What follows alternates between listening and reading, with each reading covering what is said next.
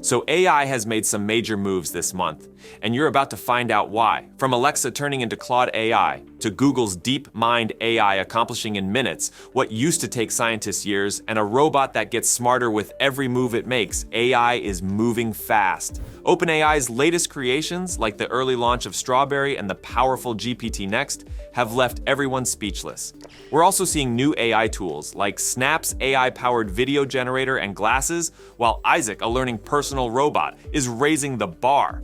Plus, Sam Altman's next big AI device, Google's mistake-fixing AI, and the latest competition between Llama 3.2 and OpenAI's models. So get ready for the full breakdown. Amazon is making a major change to Alexa, replacing its own AI with Anthropic's AI model, Claude. The new remarkable Alexa promises more advanced natural conversations, but it also comes with a few surprises. Is this the next big step for smart assistants, or is Amazon taking a gamble with this move? Let's discuss and find out in today's video. Alright, so Amazon has been working on this upgraded Alexa. Internally, they're calling it Remarkable Alexa, or Project Banyan, for a while now, and originally they were using their own AI technology for it. But apparently, things didn't go so well in the testing phase. According to Reuters, Amazon's in-house AI was having a lot of trouble responding quickly to user prompts. I mean, we're talking about a lag of up to 6 or 7 seconds sometimes.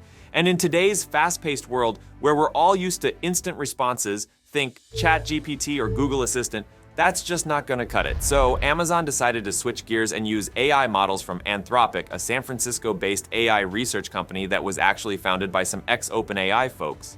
Anthropic has been making waves with its AI models, especially their Claude model, which is pretty good at understanding context and maintaining more natural, human-like conversations. And apparently, it performed way better than Amazon's own AI in those crucial tests. Amazon has invested a whopping $4 billion in Anthropic, which might explain why they're leaning on Claude's tech for this new Alexa. Alright, so let's talk about what this new remarkable Alexa is actually going to do. Amazon is saying this upgraded version is going to be a lot more advanced than what we've got right now. The idea is that you'll be able to have more complex and context-aware conversations with Alexa. For example, you might ask it for shopping advice, like what clothes you should pack for a beach vacation in Bali, or to aggregate news stories based on specific interests. Also, Alexa will be able to handle more complex multi-step tasks from a single prompt. Like if you say, Alexa, order me a pizza, draft an email to my boss, and set up a reminder for my dentist appointment, it will all be done. But here's the catch. Amazon plans to offer this upgraded Alexa as a paid subscription service. So, unlike the classic Alexa that we've been using for free, the remarkable Alexa is going to cost somewhere between $5 to $10 a month. And just to be clear, this won't be part of your Amazon Prime subscription, so it'll be an extra cost on top of that. Amazon is betting that these new AI-driven features will be worth the price tag, but it's definitely a gamble. I mean, asking people to pay for something that's been free all along is always a tricky move. Some folks inside Amazon are even skeptical that customers will go for it, especially since many are already shelling out $139 a year for Prime. So why is Amazon doing this now? Well, it all comes down to money and competition. Despite Alexa being super popular, Amazon says they've sold over 500 million Alexa-enabled devices. The voice assistant division hasn't been making as much money as Amazon would like. The company's leadership has been pushing hard for Alexa to start generating more revenue, and they see 2024 as a crucial year to prove Alexa's worth in the market. The idea here is that by offering a more advanced, paid version of Alexa, Amazon can start turning it from a cost center, basically something that costs more money to maintain than it brings in, into a revenue-generating machine. And with around 100 million active Alexa users, if even 10% of them decide to go for the paid version, that could mean at least $600 million in annual revenue, assuming they go with the lower end of the price range. Now, this move to partner with Anthropic is pretty interesting because it marks a bit of a shift in strategy for Amazon. Typically, Amazon likes to build its own tech from the ground up, which gives them full control over the user experience, data collection, and all that good stuff. But with the rise of other tech giants like Microsoft and Apple partnering up with OpenAI to integrate ChatGPT into their products, Amazon probably felt the heat and realized they needed to step up their game to keep up. And it's not just about keeping up appearances. The AI race is heating up and companies are scrambling to offer the most advanced, most intuitive, and frankly, most human-like AI assistants out there. The release of ChatGPT last year really shook things up, showing that people want AI that can handle more natural flowing conversations, not just simple commands. So Amazon, like many others, is trying to make sure they're not left behind. So what else can we expect from this new Alexa? For starters, it sounds like it's going to be much better at integrating with other smart home devices and remembering user preferences. Think of it as your personal butler who knows all your quirks and habits. Maybe you like your lights dimmed to a certain level at night, or you always want the coffee maker to start brewing at 7 a.m. sharp. This new Alexa should be able to handle all that seamlessly. And for those of you with kids, there's talk that the new AI could be tailored to offer special interactions with children. It will be able to engage with your kids in a more meaningful way, maybe helping them with homework, playing educational games, or even telling bedtime stories that are a little more interactive than what we've seen before. But some people are a bit worried about what this means for privacy and data collection. By moving to a more advanced AI model and potentially handling more sensitive information, there are definitely some concerns about how that data will be used, stored, or potentially shared. Amazon hasn't gone into detail about how they'll handle these concerns, but it's definitely something to keep an eye on. Now, Alexa isn't the only AI project Amazon has been working on. They've also been doing some interesting stuff with an internal AI assistant called Amazon Q. And if you haven't heard much about this one, it's because it's more of an internal tool that's being used to streamline software development across the company. But get this, Amazon Q has reportedly saved the company $260 million and 4,500 developer years. How did it do that? Well, by automating a lot of the repetitive processes that normally take developers a ton of time. For example, something like upgrading a system to a new version of Java used to take 50 development days. Now it takes just a few hours. That's a huge boost in productivity and efficiency, freeing up developers to work on more complex, creative tasks. And if that wasn't enough, Amazon is also making moves in AI robotics. They recently hired the founders of a robotics startup called Covariant, which is working on some pretty advanced stuff, like robotic arms that can perform common warehouse tasks. The cool part here is that Covariant is developing what they call a large language model for robots. Essentially, they're teaching robots how to understand and execute commands in a way that's more intuitive and less mechanical.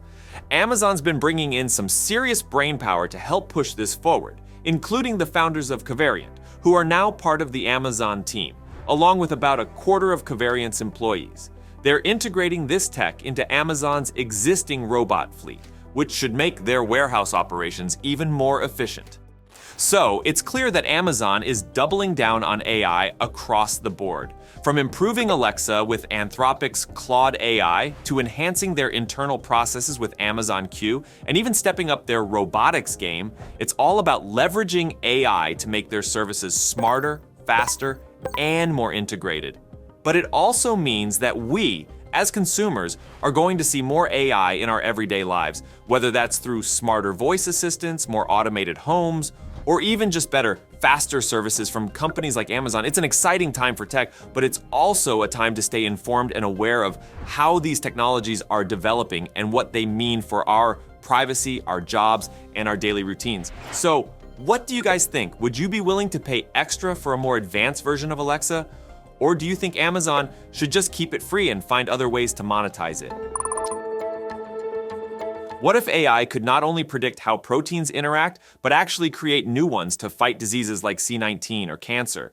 In this video, we're exploring two groundbreaking AI models, AlphaProteo and Orb, that are reshaping everything from drug discovery to material science. And before we get started, take a second to subscribe and stay ahead of the curve on all the latest AI trends and updates. All right, you know how proteins are like the workhorses of our bodies, right? They do everything from helping our cells grow to keeping our immune systems running smoothly. And of course, they're at the core of pretty much every biological process. But here's the catch. These proteins don't just do their jobs in isolation, they interact with other proteins. Think of it like a key fitting into a lock. One protein binds to another, and that's how all these critical functions happen inside our cells. Now, thanks to things like AlphaFold, we already have a pretty solid understanding of how proteins interact. AlphaFold helps us predict what these interactions look like, which has been huge for science. But here's the kicker. While AlphaFold is awesome at figuring out how proteins connect, it doesn't create new proteins that could manipulate or influence these interactions. And that's where the real magic comes in, guys. Enter AlphaProteo by Google DeepMind. This is the new AI system we're talking about today. It doesn't just predict interactions, it designs entirely new proteins that can bind to specific target molecules. And why is that important? Well, these designed proteins, also called binders, can speed up all sorts of research, from drug discovery to figuring out how diseases work, to making crops more resistant to pests.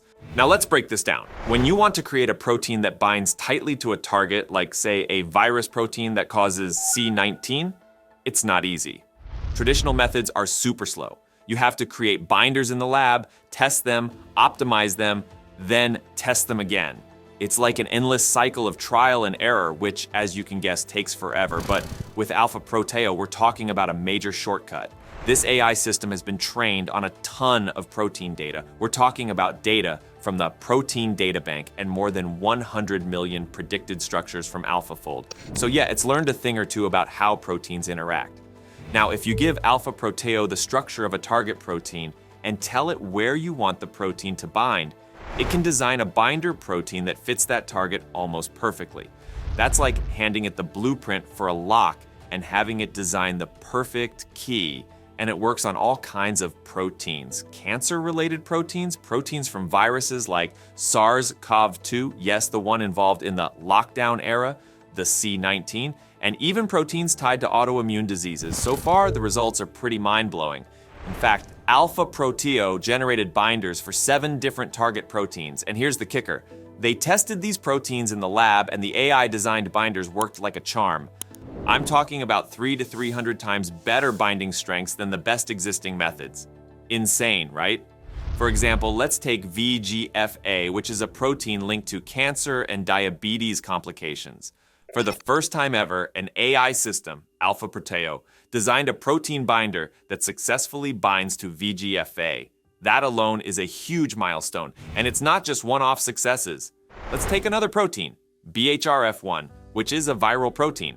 In the lab, 88% of AlphaProteo's candidate binders actually bound to BHRF1 successfully. And get this, AlphaProteo's binders on average are binding 10 times stronger than any of the current best designs.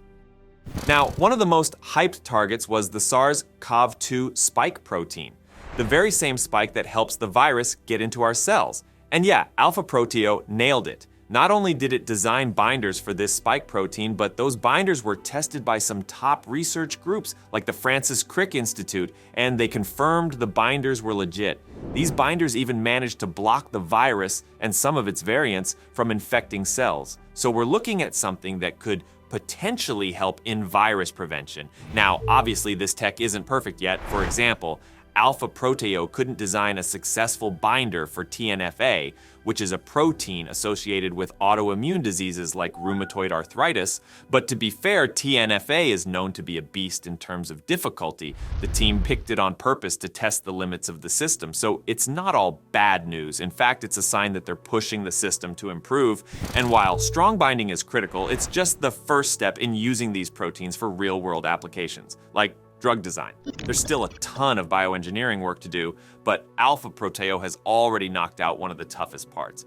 Now, the team behind AlphaProteo is working with scientists across the world to make this system even better, and they're thinking responsibly about biosecurity. That means making sure this powerful tech is used for good, like developing treatments and cleaning the environment rather than, any shady stuff. And if you're wondering where this is going, well, they've already teamed up with groups like the Nuclear Threat Initiative to set up best practices. So the tech is evolving, but with caution, which is honestly a relief.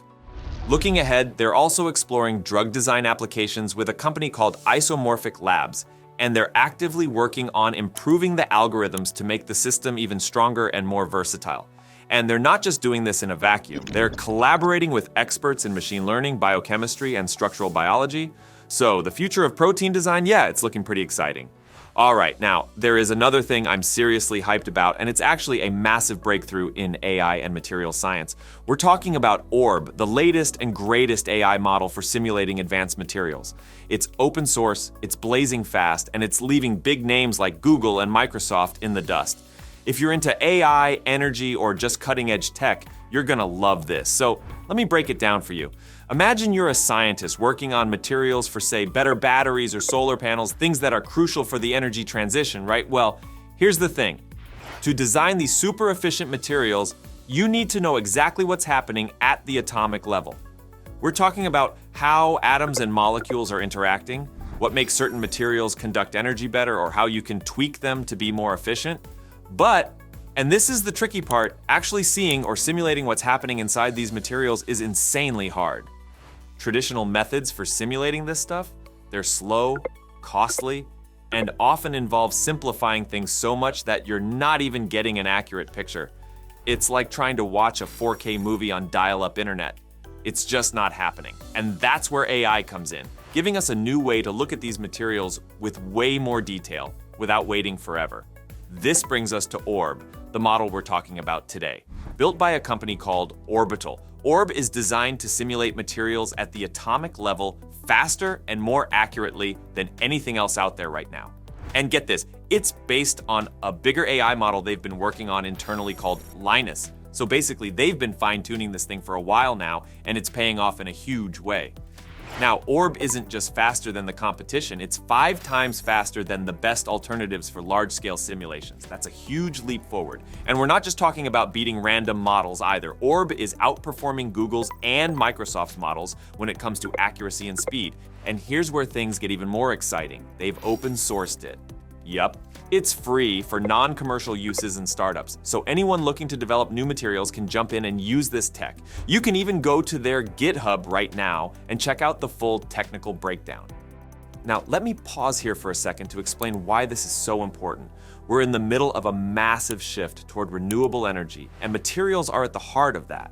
Whether it's batteries for electric cars, solar panels for homes, or semiconductors for basically all of our tech, the materials we use need to get better, more efficient, longer lasting, you name it.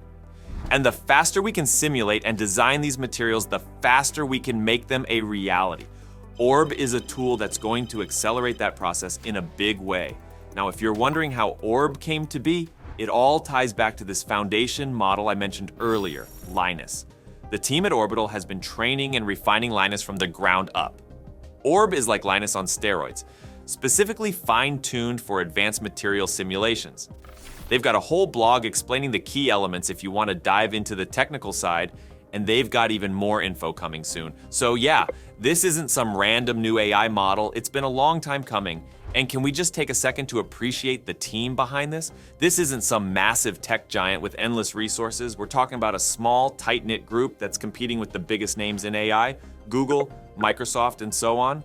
It's proof that even in an era where it seems like only the giants can make big moves, a scrappy, motivated startup can still come out on top. So there you have it. Orb, the fastest and most accurate AI model for advanced material simulations, is out there, and it's free to use for non-commercial purposes.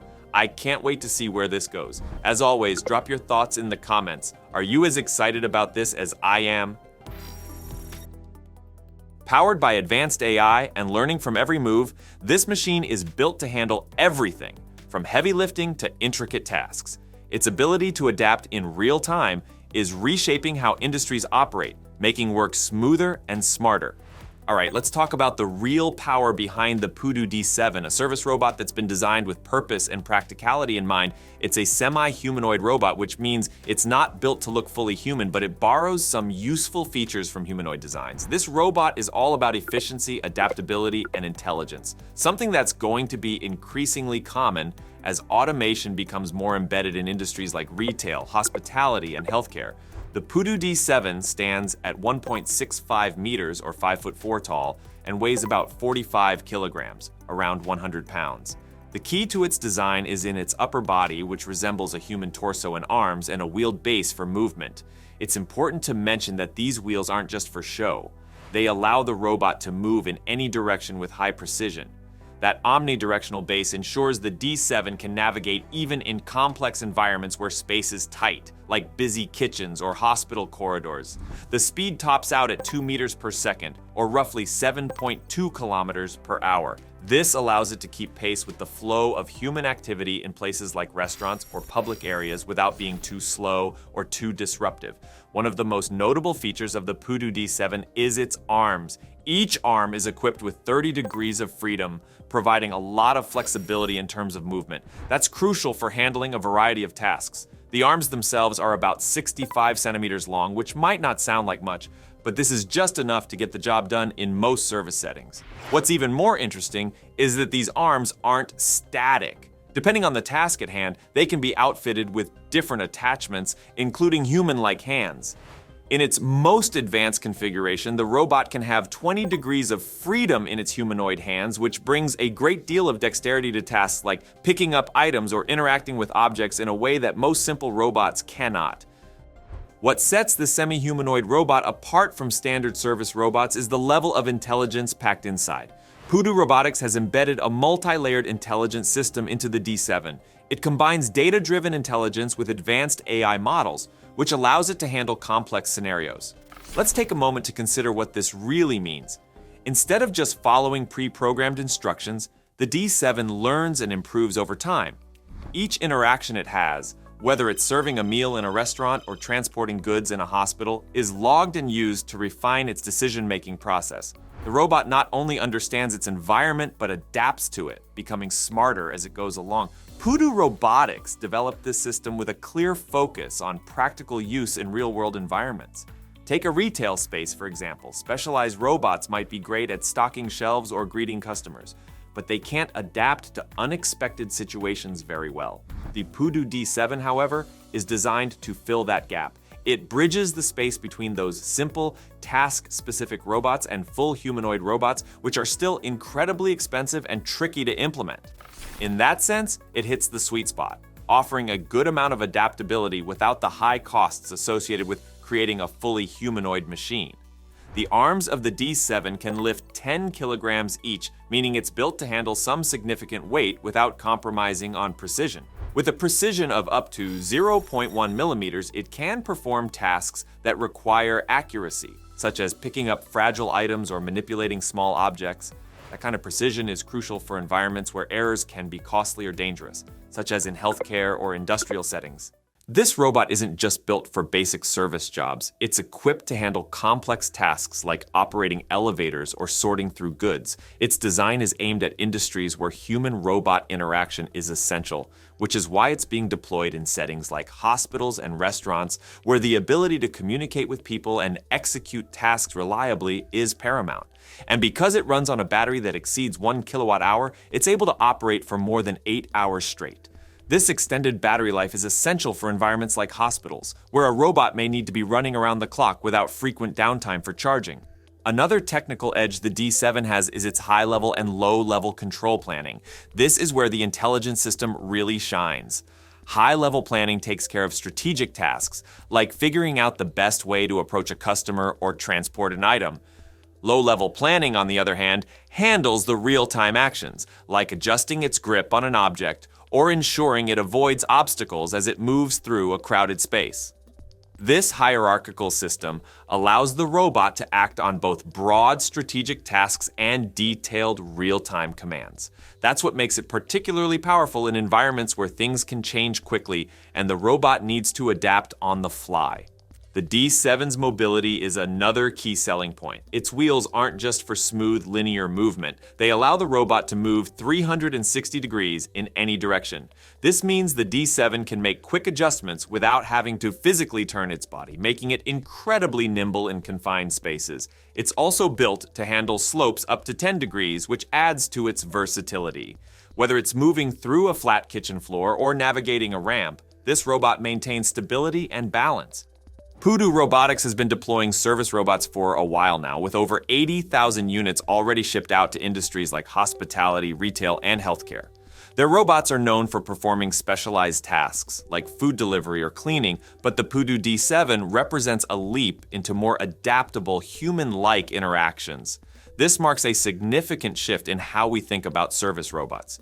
The introduction of semi-humanoid robots like the D7 allows companies to reduce operational costs while enhancing customer experiences by creating a robot that can handle more than just one type of task. For Pudu, the D7 is part of a broader vision. They've been working towards an ecosystem where specialized robots, semi-humanoids, and fully humanoid robots coexist, each performing specific functions to streamline operations. The idea is to create an environment where robots are doing the repetitive or physically demanding work, allowing human employees to focus on more strategic tasks. The D7, with its ability to learn and adapt, fits perfectly into this vision. It's built to be more than just a tool. It's meant to be an active participant in the workforce. It's worth noting that Pudu Robotics has invested heavily in research and development. They have nearly 1,000 authorized patents to their name, which shows just how much they've been innovating behind the scenes. The D7 isn't just the product of random experimentation, it's a carefully crafted solution based on years of expertise in robotics. This focus on innovation is what has made Pudu one of the leading names in the service robotics industry, and the D7 is a clear representation of how far they've come. As we look ahead, Pudu is planning to fully commercialize the D7 in 2025. By that time, we're likely to see these robots in even more industries, performing a broader range of tasks. From lifting items in warehouses to assisting patients in hospitals, the potential applications are vast. It's not just about replacing human labor, though, it's about making those tasks more efficient and reliable, with the added benefit of reducing human error. There's a clear direction that Pudu Robotics is heading with this robot. Their focus isn't just on developing impressive machines, but on creating robots that genuinely improve the way businesses operate. The Pudu D7's ability to adapt, learn, and handle complex interactions with people makes it a key player in the future of service robotics. In the next couple of years, it's likely we'll see even more advancements from Pudu Robotics, and the D7 might just be the beginning of a new era where semi-humanoid robots become commonplace in our day-to-day environments. With its mix of technical sophistication, real-world practicality, and long-term vision, the Pudu D7 is certainly a robot worth paying attention to. So OpenAI is on the verge of releasing its latest model, codenamed Strawberry, and it looks like it's coming sooner than we thought, within the next 2 weeks. In this video, we'll break down what makes Strawberry unique, including its new approach to reasoning and how it differs from previous models. We'll cover its technical specs, how it integrates with ChatGPT, and potential pricing changes. Plus, we'll explore the challenges Strawberry might face and its intriguing backstory, including its connection to artificial general intelligence and the STAR method. We'll also talk about the latest rumors and speculations about its future features and applications, so stick around to get the full scoop on OpenAI's exciting new AI model.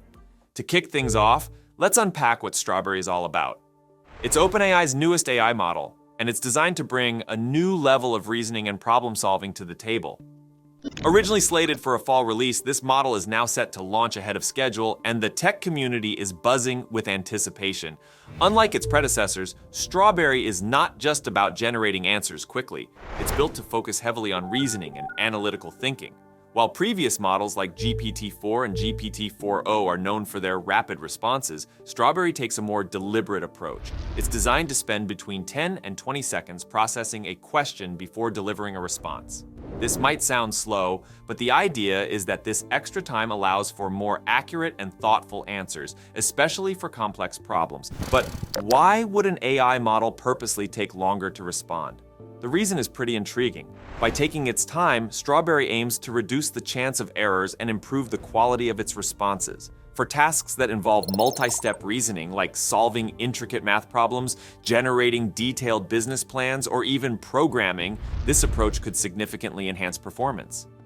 Now, the model is set to be integrated into OpenAI's ChatGPT platform, but will function as a standalone option within it. This means that users will have the ability to select Strawberry from a list of models in the ChatGPT interface. Although the exact details on how users will access Strawberry haven't been confirmed yet, it's expected that users will choose it based on their specific needs. Regarding pricing, Strawberry is rumored to have a unique structure compared to existing GPT models. Instead of being available for free or through a subscription model, it might introduce a pricing tier that limits the number of messages users can send per hour. There's speculation that there could also be a premium option for those who want faster responses or additional features. Existing ChatGPT subscribers are likely to get early access before it becomes available to free users. Despite its advanced features, Strawberry is not without its limitations. For starters, it will only handle text-based queries at launch. This is a step back from GPT 4.0, which has multimodal capabilities and can process both text and images. Some early testers have reported that Strawberry's slower response time for simpler queries might not always justify the wait. Additionally, while Strawberry is designed to remember past conversations for more personalized interactions, it has struggled with consistency in this regard. One of the significant challenges this model faces is balancing its reasoning capabilities with user experience. The extended processing time, while beneficial for complex queries, may lead to frustrations for users accustomed to quicker responses. Moreover, the model's performance in maintaining context over longer conversations is still under evaluation, which could affect its overall utility in practical applications. Now, before Strawberry was officially named, it was known as Q or Q-Star. The development of this model was surrounded by some dramatic events at OpenAI. Just before OpenAI CEO Sam Altman was briefly ousted last year, Q was a major point of contention. Certain researchers within OpenAI were concerned that Q represented a significant leap towards creating artificial general intelligence. They feared that the rapid development of such advanced models could lead to unforeseen risks and challenges. AGI, or Artificial General Intelligence, refers to an AI that can understand, learn, and apply knowledge across a wide range of tasks, much like a human.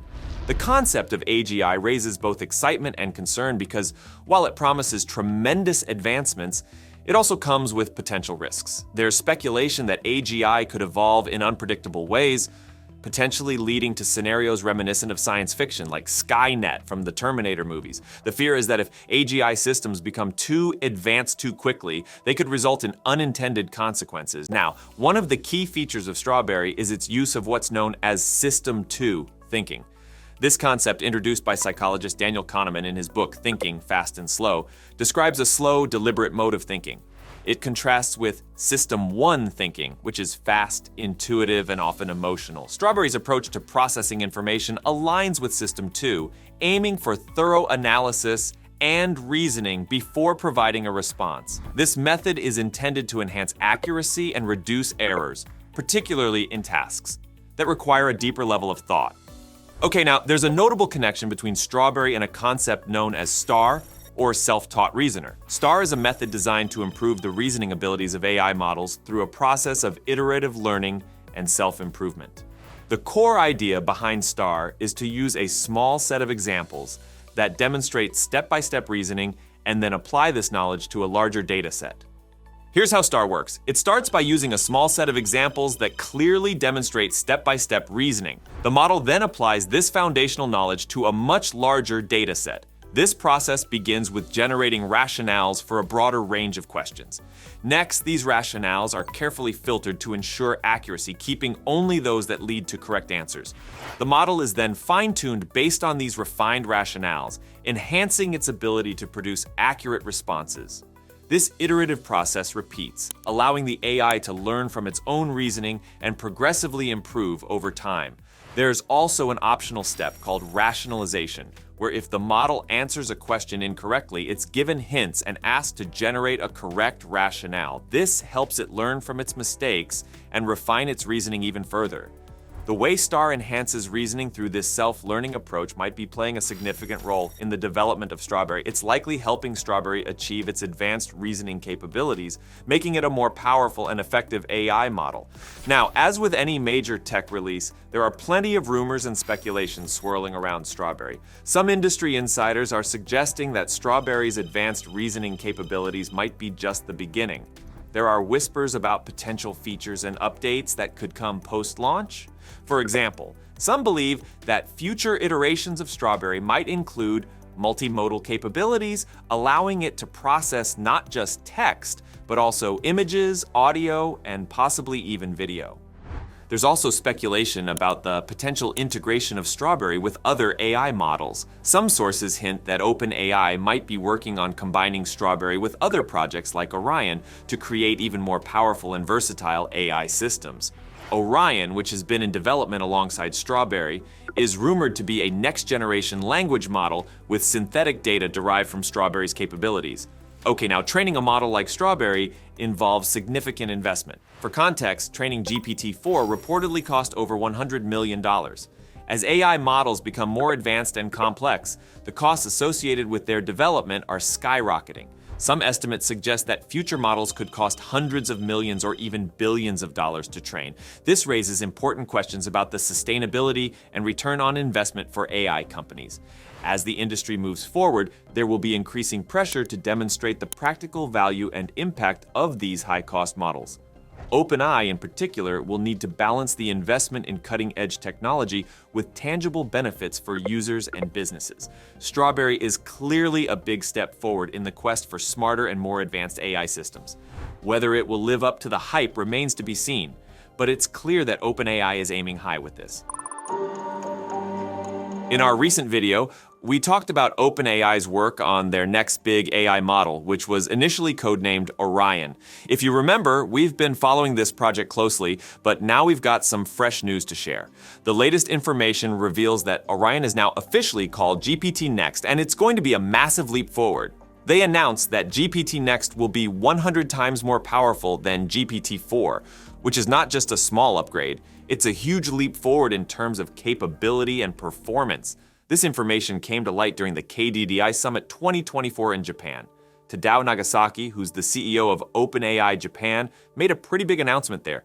He hinted that the model could be called GPT Next, which fits nicely with how OpenAI names their models. But what really caught everyone's attention was when he said that this new model would evolve nearly 100 times more than its predecessors. Now let's pause for a second. What does that even mean? Well, unlike traditional software, AI models like GPT don't just get a little better with each version. They can grow exponentially. So this isn't just a small step forward, it's a massive leap. If we think back, GPT-3 to GPT-4 was a noticeable improvement, but Nagasaki and the folks at OpenAI are suggesting that GPT Next is going to blow those improvements out of the water, like jumping from a Toyota to a spaceship improvement.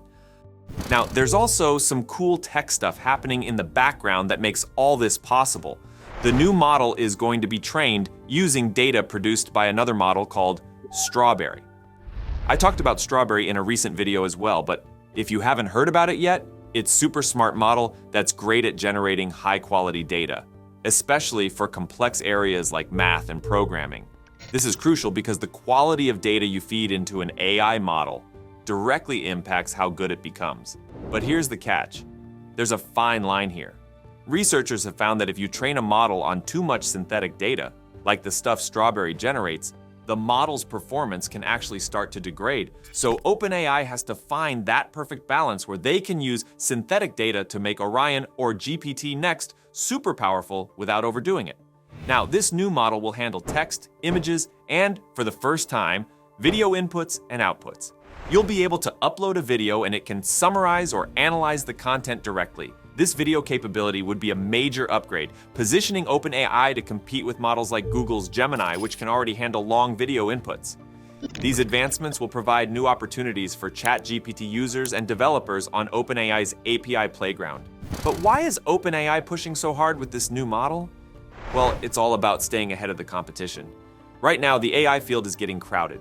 You've got open source models like Meta's Llama 3.1 and other cutting-edge models like Claude or Gemini making rapid strides. So for OpenAI, developing GPT Next is their way of staying in the lead, setting the bar even higher.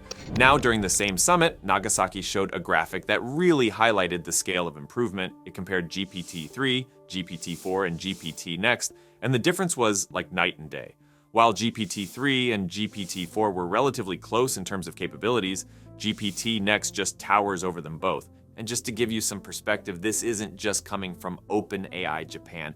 Even Kevin Scott, the CTO of Microsoft, showed a similar graph at the Microsoft Build 2024 conference. So when you have multiple big names in tech echoing the same sentiment, you know something major is in the works. Oh, and speaking of big names, OpenAI's CEO, Sam Altman, also teased some big advancements earlier this year.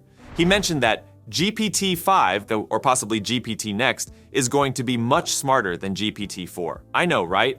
It's like every few months we're hearing about some new breakthrough that's going to change the game. Now, when could we expect to see all this in action?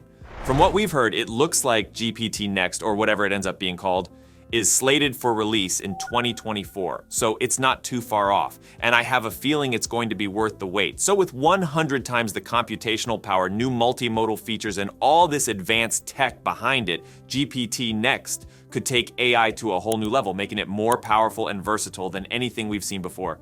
So what do you guys think? Are you excited about GPT Next? Do you think it'll live up to the hype, or do you have some reservations? Let me know in the comments below.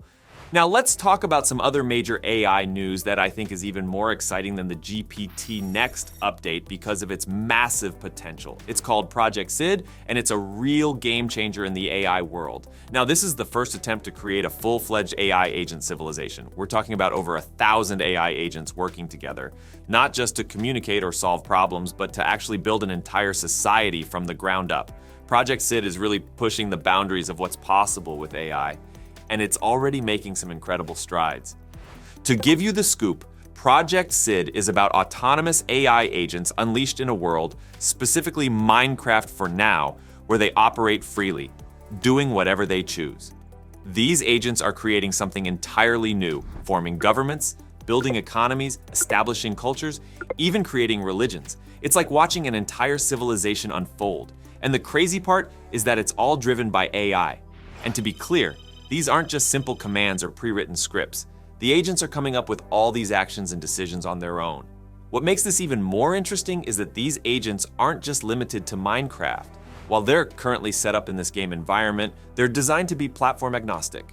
They can move beyond Minecraft to operate in other apps and games, which opens up a whole new range of possibilities for future development.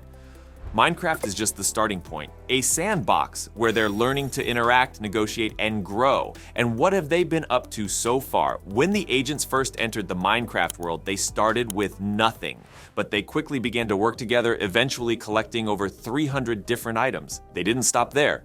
They went on to set up a market system and chose gems as their currency, effectively building an economy from the ground up. Interestingly, the priests became the most active traders, not the merchants. The priests were trading a lot because they were using gems to influence townsfolk to join their religion. This kind of behavior shows a level of strategic thinking and social influence that's pretty fascinating to see in AI. Every simulation run by these agents leads to different outcomes, and some of the stories coming out of these worlds are worth noting. One of them is Olivia's story. Olivia started as a simple farmer providing food for her village. Inspired by the stories of an explorer named Nora, she felt a desire to go on her own adventure. However, when the villagers asked her to stay and continue providing for them, she decided to put her dream on hold for the sake of the community. An AI agent making such a nuanced decision, choosing the welfare of the group over personal ambition, adds a layer of depth to how we think about artificial intelligence and agency. The project also experimented with parallel worlds under different leaderships, one led by Trump and another by Kamala. Each simulation had a shared constitution stored in Google Docs, and the agents could vote to amend it. In the Trump-led world, new laws were passed to increase police presence. Meanwhile, in Kamala's world, the focus shifted to criminal justice reform and the removal of the death penalty. These simulations are demonstrating that AI agents can not only govern themselves, but also engage in complex decision-making processes like creating laws and debating policy changes. Then there was an incident involving missing villagers. When some townsfolk disappeared, the agents didn't just carry on with their routines. Instead, they coordinated to leave their posts, gathered resources, and lit up the town with torches to create a beacon for the missing members. This level of concern and proactive behavior shows a collective effort to solve a community problem, which is something quite unexpected from autonomous AI agents. Project Sid has shown that these agents can collect up to 32% of all items available in Minecraft. To put that into perspective, this is 5 times more than anything previously achieved by similar AI systems. There isn't a benchmark for multi-agent worlds yet, but what's happening here suggests the incredible potential of multi-agent collaboration. Starting with games is just the beginning. The broader implications for AI coherence, collaboration, and long-term development are significant. Right now, these agents are making significant strides in understanding and solving some of the toughest challenges in AI. And the team behind Project Sid is open to expanding this concept further. They're inviting others to create their own worlds and explore what these agents can do. So keep an eye on this space because this is just the beginning. Adobe just dropped some major news about their upcoming Firefly video model, and this is going to change the way video editing works. It's not just a slight upgrade or another cool feature. This is something big, something that's about to shift the entire editing landscape. For those who've been following Adobe's recent moves, you'll remember how back in March 2023, they launched Firefly, their set of generative AI models. Since then, Firefly has been a huge hit in the creative space, and it's made a serious impact on how designers and creators work. In fact, Firefly has already powered a lot of the tools we use in Adobe Creative Cloud and Adobe Express, like generative fill in Photoshop, generative remove in Lightroom, generative shape, fill in Illustrator, and text to template in Adobe Express. It's been a real game changer, and here's a crazy stat for you. Over 12 billion images and vectors have been created with Firefly globally. That makes it one of the fastest adopted techs in Adobe's history, which, let's be real, is pretty impressive. But now, Adobe's moving into the world of video with Firefly, and the timing couldn't be better. These days, video is everything. It's how people engage. With platforms like TikTok, Instagram Reels, and YouTube Shorts just blowing up, everyone's hungry for more video content, and they want it fast. So as editors and content creators, we're getting asked to produce more, often with tighter deadlines. We're talking about doing it all: editing, color correction, animation, VFX, sound design, and doing it fast. It's a lot, and that's exactly why Adobe's new Firefly video model is such a big deal. It's not just adding new tools to your workflow, it's about opening up possibilities, letting you move faster, and helping you stay creative under pressure. So here's the cool part. Firefly's got some incredible new features coming, and one of the most mind-blowing is this text-to-video capability. It's pretty much what it sounds like. You can use text prompts to generate full video content, and on top of that, you'll have access to camera controls, things like angle, motion, zoom, so you can tweak the video exactly how you want. Let's say you need a cinematic close-up of a reindeer in a snowy forest, maybe at sunset, and you want the lighting to look super dramatic. Firefly is gonna whip that up in under 2 minutes. And here's another feature I'm really excited about: image to video. This lets you take any still shot or illustration and turn it into a live action clip. It's perfect for when you've got killer stills or illustrations but want to add motion and depth to them without needing advanced animation skills. Now, for those of you working in Premiere Pro, this next feature is going to be a real lifesaver. Adobe's introducing Generative Extend. Basically, it allows you to extend clips to cover gaps in footage, smooth out transitions, or just hold on to a shot longer for better pacing. We've all had those moments when you're editing a video and realize you need just a few more seconds to match the beat of a song or to nail the flow of your edit. Usually that would mean reshooting or trying some awkward workaround, but with Generative Extend, you can generate extra frames seamlessly. Let's say you've got a dramatic scene and the music builds up longer than your footage. Instead of cutting it short or looping the same clip, you just use Generative Extend to add the extra frames you need, and the shot still looks natural. No weird, awkward cuts.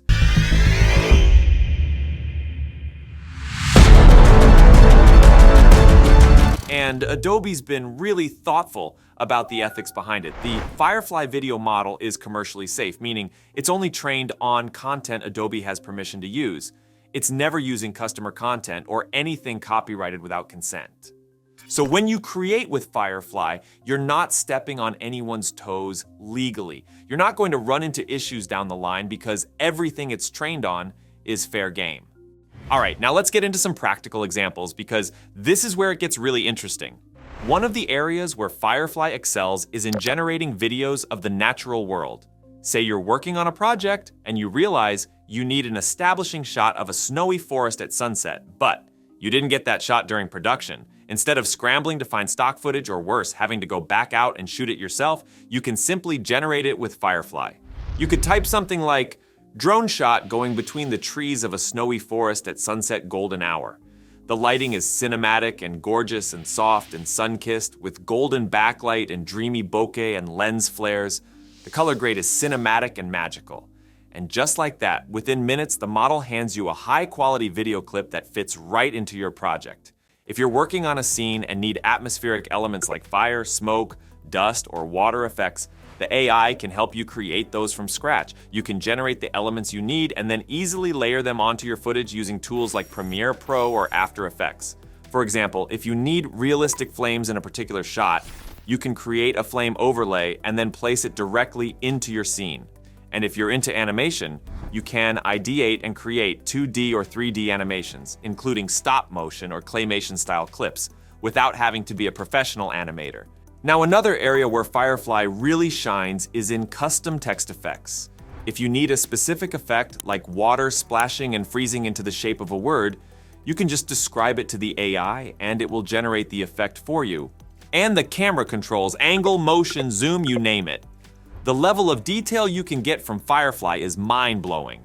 Let's say you want a dramatic slow-motion volcanic scene with lava spewing out and splashing onto the camera lens. The model will deliver that kind of intensity with all the rich camera motion and lighting you need. Now, collaboration is always a huge part of any creative process, and sharing your vision with a team can be tricky. Adobe's already got tools like Frame.io to streamline collaboration, but with Firefly, you can quickly generate visuals or animations to communicate your ideas faster. So basically, just generate it, share it, and get feedback. It's faster, it's easier, and it keeps everyone on the same page. Let's go back to Generative Extend for a second because it's so powerful. If you're editing a scene and need a bit more footage to match the pacing, traditionally you'd have to either slow down the footage, loop part of it, or cut it awkwardly. With Generative Extend, you can add extra frames seamlessly. The AI studies your existing footage and generates new frames that fit perfectly, extending your shot without breaking the flow. In addition to extending clips, Generative Extend also allows editors to create smoother transitions between scenes. When two clips don't match in length or pacing, the AI can generate frames to bridge the gap, resulting in a seamless transition without abrupt cuts. Technically, Firefly's Generative Extend works by analyzing motion vectors, lighting, and textures to predict and create new frames that blend naturally with the original footage. This ensures the added frames maintain the same look and feel as the rest of the video. This feature saves time and resources as it eliminates the need for reshoots or stock footage, making it especially valuable for projects with tight budgets or deadlines. It looks like Adobe's been working closely with the creative community, listening to feedback from video editors and creators to make sure this model really addresses our needs. They've put in a lot of work to make sure that Firefly is going to streamline workflows and make life easier for us. And again, they've made sure that all the AI models are ethically trained. Everything is commercially safe, and Firefly is only trained on content Adobe has permission to use. Your content is your own. All of these features are expected to roll out later this year in beta, and if you want to get early access, you can join the waitlist. Just head over to firefly.adobe.com/signup, and Adobe will notify you when it's available. It's quick, and you'll be one of the first to test out this groundbreaking technology. What's clear is that the Firefly video model is going to revolutionize the way we edit video. It's not just about speeding up workflows, though that's a huge benefit. It's about pushing creative boundaries. With tools like these, we're no longer limited by budget or time constraints. Adobe is committed to making this tool something that truly benefits the creative community, and I can't wait to see how we'll all start using it to create better, more engaging content. So if you're excited about the future of video editing and want to get in on this, definitely join the waitlist for early access. It's going to be a game changer for sure. So in our last video, we discussed OpenAI's upcoming model, which we referred to by its internal code name, Strawberry. The anticipation has been building, and now the wait is over. OpenAI has officially unveiled their latest AI model, now known as OpenAI O1 Preview. There's actually a lot to cover, so let's get into it. Alright, so OpenAI O1 Preview is part of a new series of reasoning models designed to tackle complex problems by spending more time thinking before responding. Unlike previous models like GPT-4 and GPT-4o, which focused on rapid responses, O1 Preview emphasizes in-depth reasoning and problem solving. This approach allows the model to reason through intricate tasks and solve more challenging problems in fields such as science, coding, and mathematics. Starting from September 12th, OpenAI released the first iteration of this series in ChatGPT and their API. This release is a preview version with regular updates and improvements expected. Alongside this, they've included evaluations for the next update that's currently in development. This means we're witnessing the beginning of a significant evolution in AI capabilities. So, how does this new model work? OpenAI trained O1 Preview to spend more time deliberating on problems before providing an answer, much like a person tackling a difficult question. Through this training, the model learns to refine its thought process, experiment with different strategies, and recognize its mistakes. This method is known as chain of thought reasoning. In terms of performance, O1 Preview shows substantial improvements over its predecessors. In internal tests, the Next model update performs similarly to PhD students on challenging benchmark tasks in physics, chemistry, and biology. For instance, in a qualifying exam for the International Mathematics Olympiad, IMO, GPT-4o correctly solved only 13% of the problems. In contrast, the new reasoning model achieved an impressive 83% success rate. This represents a significant leap in problem-solving capabilities. When it comes to coding abilities, the model has been evaluated in Codeforce's competitions, reaching the 89th percentile. For context, Codeforce's is a platform for competitive programming contests, and ranking in the 89th percentile indicates a high level of proficiency. These results suggest that O1 Preview is not just better at reasoning, but also excels in practical applications like coding. As an early model, O1 Preview doesn't yet have some of the features that make ChatGPT particularly versatile, such as browsing the web for information or uploading files and images. For many common use cases, GPT-4o remains more capable in the near term. However, for complex reasoning tasks, O1 Preview represents a significant advancement and a new level of AI capability. Recognizing this leap, OpenAI has reset the model numbering back to 1, hence the name O1. Safety is a critical aspect of any AI deployment, and OpenAI has taken substantial steps to ensure that O1 Preview is both powerful and safe to use. They've developed a new safety training approach that leverages the model's reasoning capabilities to make it adhere to safety and alignment guidelines. By being able to reason about safety rules in context, the model can apply them more effectively. One method they use to measure safety is by testing how well the model continues to follow its safety rules if a user tries to bypass them, a practice known as jailbreaking. On one of their most challenging jailbreaking tests, GPT-4o scored 22 out of 100. In contrast, the O1 Preview model scored 84 out of 100, indicating a substantial improvement in resisting attempts to generate disallowed content. To align with the new capabilities of these models, OpenAI has bolstered their safety work, internal governance, and collaboration with federal governments. This includes rigorous testing and evaluations using their preparedness framework, top-tier red teaming, which involves ethical hacking to identify vulnerabilities, and board-level review processes overseen by their Safety and Security Committee. They've also formalized agreements with the US and UK AI safety institutes. OpenAI has begun operationalizing these agreements, granting the institutes early access to a research version of the model. This partnership helps establish a process for research, evaluation, and testing of future models before and after their public release. The O1 Preview model is particularly beneficial for those tackling complex problems in science, coding, math, and related fields. Healthcare researchers can use it to annotate cell sequencing data. Physicists can generate complex mathematical formulas needed for quantum optics. Developers across various disciplines can build and execute multi-step workflows. The enhanced reasoning capabilities open up new possibilities for solving challenging tasks. Delving deeper into the technical aspects, the O1 model series is trained using large-scale reinforcement learning to reason using a chain of thought. This means the model generates a sequence of intermediate reasoning steps before arriving at a final answer. These advanced reasoning capabilities provide new avenues for improving the safety and robustness of AI models. By reasoning about safety policies in context, the models achieve state-of-the-art performance on benchmarks for risks such as generating illicit advice, selecting stereotyped responses, and succumbing to known jailbreaks. For example, on the Strong Reject benchmark, a test designed to evaluate a model's resistance to jailbreaks, O1 Preview achieved a goodness score of 84, significantly outperforming GPT-4o. OpenAI conducted thorough safety evaluations, including both internal assessments and external red teaming. They used a range of public and internal evaluations to measure O1 Preview on tasks such as propensity to generate disallowed content, performance on tasks relevant to demographic fairness, tendency to hallucinate, and presence of dangerous capabilities. In disallowed content evaluations, O1 Preview either matches or outperforms GPT-4o. On their challenging refusal evaluation, O1 Preview achieved a not unsafe score of 93.4% compared to GPT-4o's 71.3%. This indicates that the model is better at refusing to produce disallowed content while also avoiding over-refusal on benign prompts.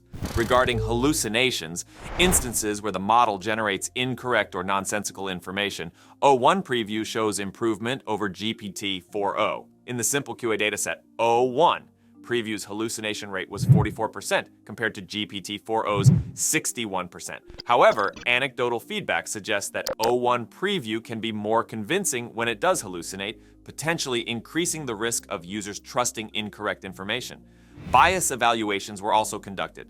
On the BBQ evaluation, which tests for stereotyped responses, O1 Preview selects the correct answer 94% of the time on unambiguous questions, whereas GPT-4o does so 72% of the time. This suggests that O1 Preview is less prone to selecting stereotyped options and demonstrates improved fairness. An intriguing aspect of the O1 models is the chain of thought safety. The model's chain of thought reasoning allows for the potential of monitoring their latent thinking processes. OpenAI explored methods for chain of thought monitoring to detect instances where the model may engage in deceptive behavior or generate disallowed content. In their analysis of 100,000 synthetic prompts, only 0.8% of O1 Preview's responses were flagged as being deceptive. Now, external red teaming played a significant role in their safety assessments. OpenAI collaborated with multiple organizations and individuals to assess key risks associated with the O1 model series' improved reasoning capabilities. This included testing the model's resistance to jailbreaks and their ability to handle real-world attack planning prompts. In terms of their preparedness framework evaluations, OpenAI assessed the models in categories such as cybersecurity, biological threat creation, persuasion, and model autonomy. Both O1 Preview and O1 Mini were rated as medium risk overall. Specifically, they were rated as medium risk in persuasion and CBRN, chemical, biological, radiological, nuclear, and low risk in cybersecurity and model autonomy. For cybersecurity, they evaluated the models using Capture the Flag, CTF challenges, which are competitive hacking tasks. The models were able to solve 26.7% of high school level challenges, but struggled with more advanced tasks, achieving 0% success in collegiate level and 2.5% in professional level challenges. This indicates that while the models have some capability in cybersecurity tasks, they do not significantly advance real-world vulnerability exploitation capabilities. In biological threat creation evaluations, the models can assist experts with operational planning for reproducing known biological threats, which meets the medium risk threshold. However, they do not enable non-experts to create biological threats, as this requires hands-on laboratory skills that the models cannot replace. In persuasion evaluations, O1 Preview demonstrates human-level persuasion capabilities. In the Change My View evaluation, which measures the ability to produce persuasive arguments, O1 Preview achieved a human persuasiveness percentile of 81.8%. This means the model's responses are considered more persuasive than approximately 82% of human responses. Regarding model autonomy, the models do not advance self-exfiltration, self-improvement, or resource acquisition capabilities sufficiently to indicate medium risk. They performed well on self-contained coding and multiple-choice questions, but struggled with complex agentic tasks that require long-term planning and execution. OpenAI has also made efforts to ensure that the model's training data is appropriately filtered and refined. Their data processing pipeline includes rigorous filtering to maintain data quality and mitigate potential risks. They use advanced data filtering processes to reduce personal information from training data and employ their moderation API and safety classifiers to prevent the use of harmful or sensitive content. Now, addressing some of the points we speculated on in the previous video, particularly regarding the model's response times and integration with ChatGPT. The O1 Preview model does take longer to generate responses, typically between 10 and 20 seconds. This deliberate pause allows the model to engage in deeper reasoning, enhancing accuracy, especially for complex queries. While this might seem slow compared to the instant responses we're accustomed to, the trade-off is improved quality and reliability in the answers provided. As for integration, O1 Preview is available through ChatGPT and their API, but it's important to note that it's an early model. It lacks some of the features of GPT-4o, such as multimodal capabilities and web browsing. OpenAI hasn't introduced any new pricing tiers specifically for O1 Preview at this time. Reflecting on the concerns about artificial general intelligence, AGI, OpenAI appears to be cognizant of the potential risks associated with increasingly capable AI models. Their extensive safety measures, transparency, and collaborations with AI safety institutes indicate a commitment to responsible development and deployment. The model's chain of thought reasoning aligns with what's known as System 2 thinking, a concept from psychology that describes slow, deliberate, and analytical thought processes. This contrasts with System 1 thinking, which is fast and intuitive. By incorporating System 2 thinking, O1 Preview aims to reduce errors and improve the quality of responses, particularly in tasks that require deep reasoning. In terms of future developments, while there's no official word on integrating O1 Preview with other AI models like Orion, OpenAI's focus on continuous improvement suggests that we might see more advanced models combining strengths from multiple systems in the future. Training advanced models like O1 Preview is resource intensive. OpenAI seems mindful of balancing the development of cutting-edge technology with practical applications that provide tangible benefits to users and businesses. The goal is to ensure that the significant investments in AI development translate into real-world value. In conclusion, OpenAI O1 Preview represents a significant advancement in AI capabilities, especially in complex reasoning tasks. The model excels in areas like science, coding, and mathematics, demonstrating improved safety and alignment with OpenAI's policies. While it's still an early model lacking some features of previous versions, its potential applications are vast, particularly for professionals tackling complex problems. From text and image analysis to real-time voice interactions, Meta's Llama 3.2 may be the most significant AI innovation they've launched to date. The Llama 3.2 lineup spans mobile-friendly models to the powerful 90B vision, supporting 8 languages with a 128,000 token context limit. Beyond AI, Meta pushes forward with new AR glasses, Orion VR tech, and AI-powered advertising. Even Meta AI now responds in celebrity voices, making interaction smoother. So, let's talk about it. First off, Llama 3.2 offers a range of different sizes depending on what you need. There are the lightweight models like the 1B and 3B parameter versions that are perfect for text-only tasks. These are great if you're building something for mobile apps or edge devices where you don't want the AI to be too heavy on the system. But if you're working on something more complex, the 11B and 90B vision models are where the real magic happens. These ones can handle both text and images, meaning they can actually see and process visual information, making them perfect for tasks like image captioning, document analysis, and visual question answering. What's really impressive is that Meta didn't just toss these models together. They went all out testing Llama 3.2 on more than 150 benchmark datasets across multiple languages. And we're not talking about some basic testing. These models have been evaluated by real humans and compared against other big players in the AI game like Anthropic's Claude 3 Haiku and OpenAI's GPT-4o Mini. So these models are serious contenders in the AI space. Now, let's break down the numbers a bit more because they're actually pretty interesting. The Llama 3.2 models can handle a 128,000 token context length. What does that mean in practical terms? Basically, they can process enormous amounts of data. Think of it like feeding the AI several hundred pages of a textbook all at once, and it just keeps going without a problem. This makes it a game changer for tasks that involve lots of information, like generating long-form content, analyzing detailed reports, or dealing with big data sets. And here's the part that makes these models even more versatile. They support 8 languages right out of the box. These include English, Spanish, French, German, Italian, Portuguese, Hindi, and Thai. So if you're building something that needs to work in different parts of the world or handle multilingual tasks, you're covered. For those who are more interested in mobile or edge applications, the 1B and 3B models are your go-to. They're lightweight but still super capable when it comes to things like text summarization, language translation, and customer service automation. And the best part is that these models can run locally on the device, which means faster response times and better privacy since you don't always need to connect to the cloud. Now, if you're looking for some serious power, the 11B and 90B vision models are where things really kick into high gear. These models integrate image encoder representations, which is just a fancy way of saying they can process images and text together. This makes them ideal for tasks like document analysis, where you've got a mix of text and images to deal with. Let's say you're working on something that requires analyzing a scanned document with charts and tables.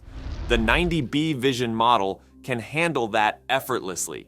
It's designed for high-resolution images and can even reason about what it sees, making it perfect for industries that need advanced image processing and visual reasoning. On the technical side, Meta also introduced the Llama Stack, which is basically a toolkit to make it easier for developers to integrate and deploy these models. The stack includes API adapters and other tools to benchmark Llama models across different platforms. What this means for developers is that you can mix and match components to build AI applications without having to start from scratch every time. Meta also made sure these models are accessible. Whether you're working in the cloud or on local devices, you can use Amazon Bedrock to access them, but they're also available on platforms like Hugging Face and Llama.com. Meta is really doubling down on making these models open source, which means you can customize and fine-tune them to meet your specific needs. Zuckerberg himself said it's like creating the Linux of AI, meaning these tools are designed to be open, flexible, and available to everyone. If we move away from just the AI models for a second, Meta has also been pushing forward with other technologies, especially augmented reality, AR. At their annual developer conference, they unveiled their new Orion glasses, which are basically next-gen AR glasses that can project digital images, media, games, and even people into the real world. These aren't just a cool concept. They have the widest field of view in the industry, meaning they're a lot more immersive than anything else out there right now. The AR glasses aren't quite ready for consumers yet. They're still in development, and Meta expects to release the first generation of these glasses around 2027, but probably even sooner. For now, they're being tested internally and with a few select developers. But Meta is serious about this tech, and they're already making strides with their Ray-Ban Meta smart glasses, which have been a surprising hit. According to reports, these smart glasses sold more units in just a few months than the previous generation did in 2 years. That's a pretty clear sign that people are interested in AI-powered wearables. Speaking of wearables, Meta also announced a lower-cost version of their Quest 3 virtual reality headset, called the Quest 3S. This new model is set to launch on October 15th and will be priced at $299 for the base version. The Quest 3S is designed to be more affordable, making VR accessible to a wider audience. Meta is also discontinuing the older Quest 2 and Quest Pro models while dropping the price of the standard Quest 3, which originally launched at $649, down to $499. If you're someone who's looking to get into VR without spending a fortune, the Quest 3S might be a good entry point. One of the more interesting updates Meta rolled out during the conference is the new voice capabilities for Meta AI. This is where things get a little fun. Meta AI can now talk back to you, and not just in any voice. You can choose from a range of celebrity voices like Judi Dench, John Cena, Kristen Bell, and Keegan-Michael Key. I can help you with things like creating images, answering your questions, or giving you advice. I can help you with things like creating images. So if you're chatting with your AI assistant on WhatsApp, Messenger, Facebook, or Instagram, you can now have it respond to you with a familiar voice. Meta's goal here is to make AI interactions feel more natural, and they believe that voice is a more intuitive way for people to communicate with their AI assistants. Meta AI's voice capabilities go beyond simple conversations. The AI can also analyze images shared in chat and even make edits, like removing objects or changing backgrounds. This is a huge step forward for practical AI use, especially in everyday scenarios where you might want quick edits on the go. The assistant can even reply to voice or text commands, which adds a lot of flexibility to how people interact with AI. On the business side, Meta is continuing to expand its AI-powered tools for advertisers. More than 1 million advertisers are using Meta's AI to create ad campaigns, and in just the past month, over 15 million ads were generated using these tools. Meta's reports show that campaigns utilizing AI have an 11% higher click-through rate and a 7.6% higher conversion rate compared to traditional campaigns. That's a significant boost, and it shows how effective AI can be when it comes to digital marketing. Meta is also working on personalizing content even further with AI. They're developing systems that can generate custom images based on user preferences and are even experimenting with AI-generated avatars that could use a person's likeness.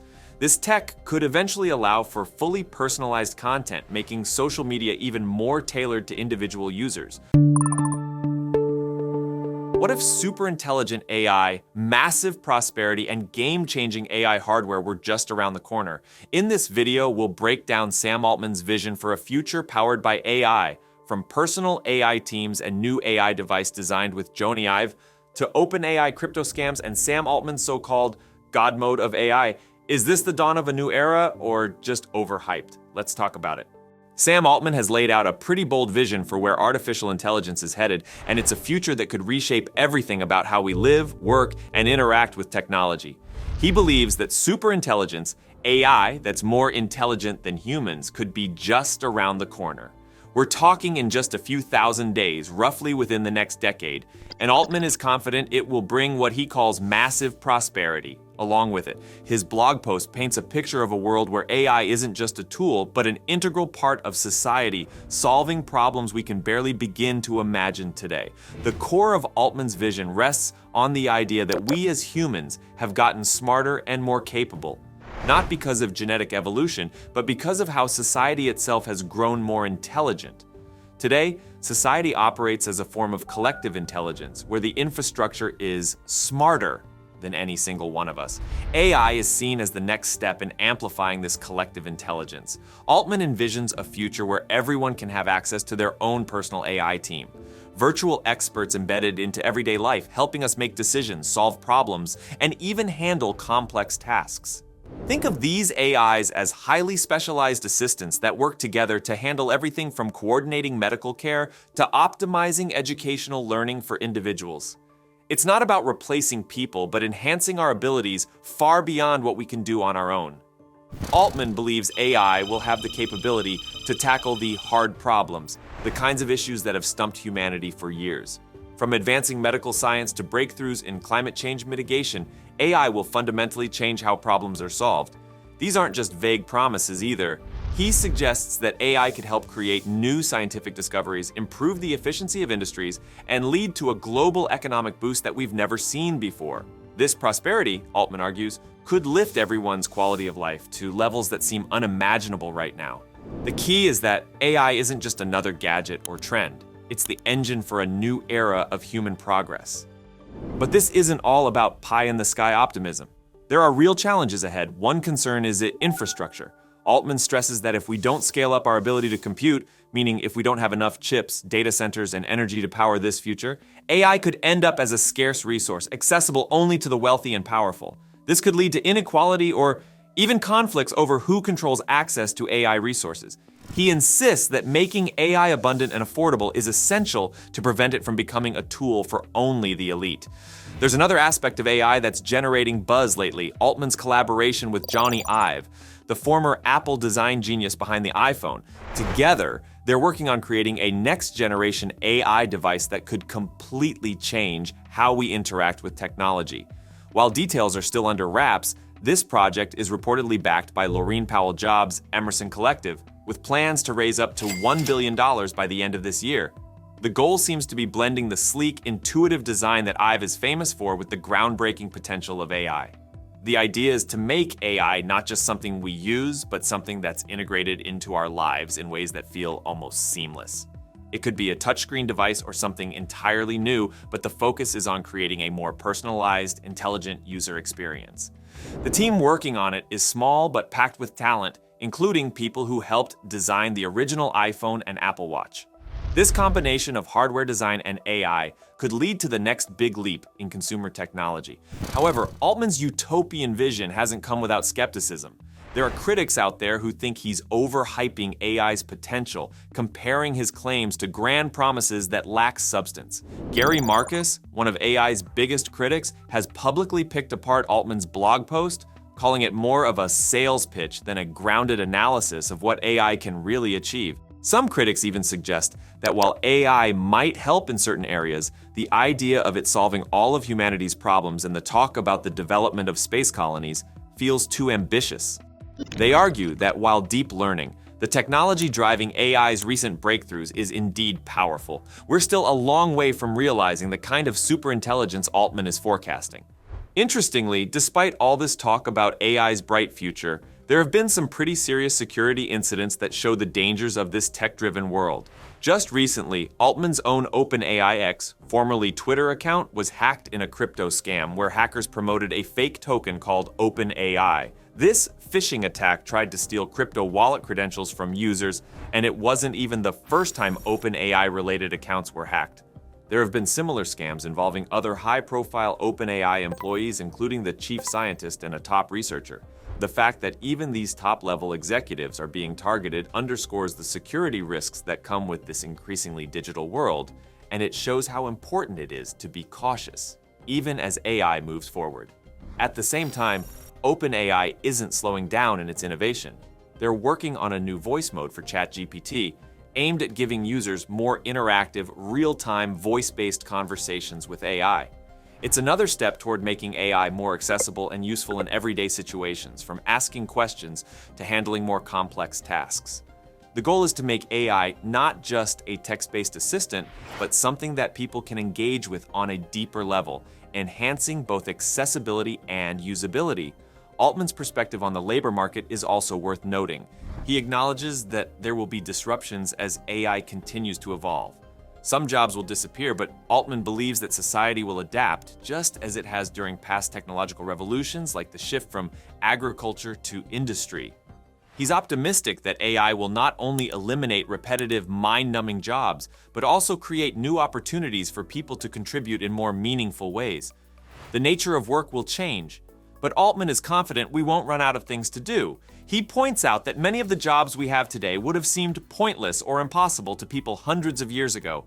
He sees AI as part of a positive-sum game, where the overall pie keeps growing, creating more value for everyone. What's critical here is understanding that AI isn't just a technology, it's the foundation for a new era of human capability. Altman calls this the intelligence age, and he's not shy about predicting that it will bring astonishing achievements.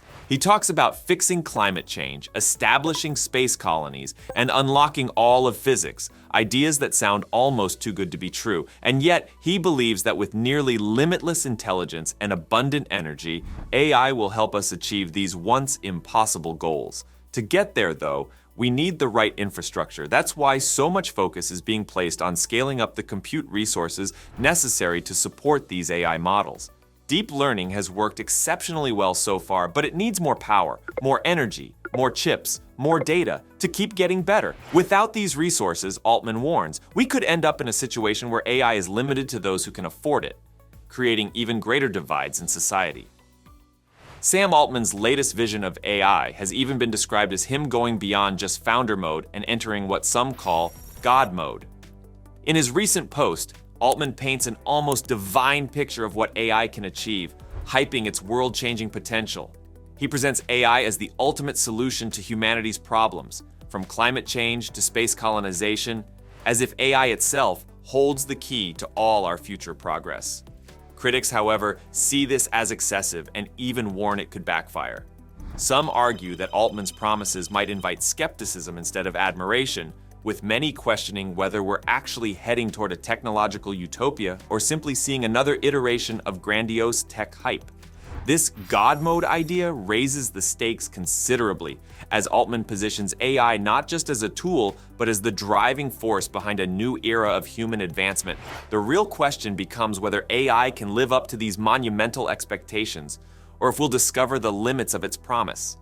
The question is not if AI will change the world, but how, and who will benefit most from this transformation. There's a lot riding on getting this right, but if Altman's predictions hold true, we could be in for an age of innovation and prosperity unlike anything the world has ever seen. AI is about to get a whole lot smarter, and Google DeepMind's latest breakthrough is proof. They've developed a new method called SCORE that teaches AI models to correct their own mistakes without needing human help. All right, let's start with the problem that needs solving. When LLMs make errors, they often lack the mechanisms to realize their own mistakes and revise them in a meaningful way. Think of how often you debug a piece of code or double-check your math to catch a small error. Current AI models don't have that reflex unless you explicitly guide them. Even though they know the necessary steps to solve something complicated, they are not great at applying that knowledge dynamically. This becomes especially problematic in multi-step tasks where one wrong step early on can cascade into a completely incorrect final result. The typical approaches to get around this involve prompt-based adjustments or multiple attempts, but they often don't work consistently, particularly when the model faces complex problems requiring several layers of reasoning. To address this, Google DeepMind has developed self-correction via reinforcement learning, or SCORE. It's a novel method that allows AI models to self-correct, learning from their own errors and improving over multiple attempts. What's innovative here is that it doesn't rely on supervised methods, which typically require lots of external data or another model to act as a verifier. Instead, SCORE teaches the model to correct its own mistakes through reinforcement learning using self-generated data. This shift is significant because it reduces dependency on external systems or human oversight, which is both computationally expensive and not always scalable. Before SCORE, LLMs often needed supervised fine-tuning, which involves training them to recognize and fix mistakes based on historical data. The problem with that approach is that it tends to amplify existing biases from the original training data set, causing models to make shallow or ineffective corrections. Another method, which involves running a second model to verify the output of the first, is simply too resource-intensive for most practical applications. Plus, when the data the model is trained on doesn't quite match real-world scenarios, things can fall apart quickly. SCORE breaks away from that by introducing a two-stage training process. In the first stage, the model is taught to generate meaningful corrections without getting stuck on minor edits that don't really change the outcome. It's crucial because, in many other approaches, AI models only tweak small parts of an answer instead of addressing the underlying issue.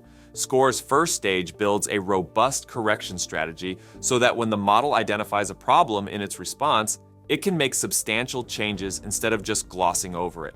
Then comes the second stage, which uses multi-turn reinforcement learning.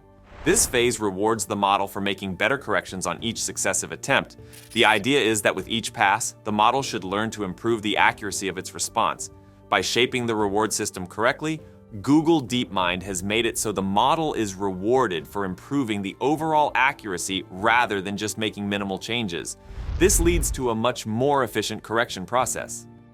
Let's get into some of the results because the numbers speak volumes. When applied to two specific LLMs, the Gemini 1.0 Pro and Gemini 1.5 Flash, SCORE led to impressive improvements. In mathematical reasoning tasks taken from the math data set, self-correction accuracy shot up by 15.6%. For coding tasks from the human evil dataset, accuracy improved by 9.1%. To put that in perspective, after the model's first attempt at solving a math problem, it had a 60% accuracy rate. But after running through the self-correction phase with SCORE, the model's accuracy improved to 64.4%, proving that it could revise its initial output more effectively. This improvement is especially significant because traditional models have a common failure mode. They might change a correct answer into an incorrect one on a second attempt. SCORE minimizes this by reducing the number of instances where correct answers are turned into wrong ones, while also boosting the instances where incorrect answers are corrected. For example, the correction rate for math problems went from 4.6% to 5.8%, meaning the model fixed more errors on its own and did so more effectively. But what makes SCORE especially promising is its ability to generalize across different domains, not just math but also programming. On the coding side, it achieved a 12.2% improvement in self-correction accuracy when tested on the human evil benchmark. This is a major advancement because LLMs are increasingly being used to generate code, which needs to be syntactically and logically correct to be useful in real-world development environments. The underlying methodology is worth unpacking a bit more. Traditional fine-tuning methods are problematic because they often rely on static data. For example, a model trained to fix its mistakes using supervised fine-tuning gets locked into the biases present in the training data. When it encounters something different in the real world, the mismatch between the training distribution and real-world input can cause major issues. SCORE bypasses this limitation by allowing the model to work with self-generated data through reinforcement learning. It adjusts its approach dynamically based on the mistakes it makes and rewards itself for getting better with each iteration. SCORE's two-stage process is crucial to achieving these results. During the initialization training, the model focuses on learning a correction strategy without collapsing into minor, inconsequential edits. The second stage of reinforcement learning then focuses on optimizing the model's self-correction in a multi-turn setting, where the model learns from its earlier responses to fine-tune its future attempts.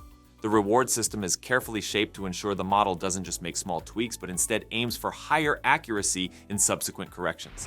Let's zoom in on the reinforcement learning aspect. The process involves something called reward shaping, where the model is guided towards making more meaningful changes instead of just adjusting small details. This is critical because one of the pitfalls of self-correction methods is that models tend to gravitate towards minimal edits that don't really improve the final outcome. Reward shaping nudges the model to aim higher, focusing on correcting the core problem instead of settling for superficial fixes. Another key point is that SCORE is not just improving the performance on the first attempt, but also ensuring that the model gets better on the second pass. In their tests, Google DeepMind found that the model's self-correction ability improved not just in accuracy, but also in how efficiently it corrected errors without making things worse. This was achieved by minimizing the number of correct responses that were mistakenly changed to incorrect ones during the second attempt, a common problem in other methods. The research also took a close look at the edit distance ratios, basically how much the model's second response differed from the first. They found that models trained with traditional methods tended to play it safe, making minor adjustments and sticking close to the initial answer. But with SCORE, the AI was more willing to make substantial edits when necessary, which is key to meaningful self-correction. This ability to make larger, more impactful changes without collapsing into minor edits is what sets SCORE apart from earlier methods. The broader implications of SCORE go beyond just improving self-correction. What Google DeepMind has essentially done is lay the groundwork for AI models that can independently improve their performance in real-world applications without needing constant oversight or retraining. This is especially valuable in fields like software development, where the ability to self-correct code generation could make AI much more reliable for developers. It could also have a huge impact in areas like automated scientific research, financial modeling, or even education, where models need to handle complex, multi-step reasoning tasks reliably. Looking ahead, one of the potential next steps for SCORE would be extending it to more than 2 rounds of correction, which could further enhance the model's ability to handle really tricky problems. Google DeepMind is also exploring ways to unify the 2 stages of training, which could streamline the process even more and make the model even more efficient. By training models to improve themselves through reinforcement learning on self-generated data, SCORE makes these systems more flexible, reliable, and ultimately more useful in practical applications.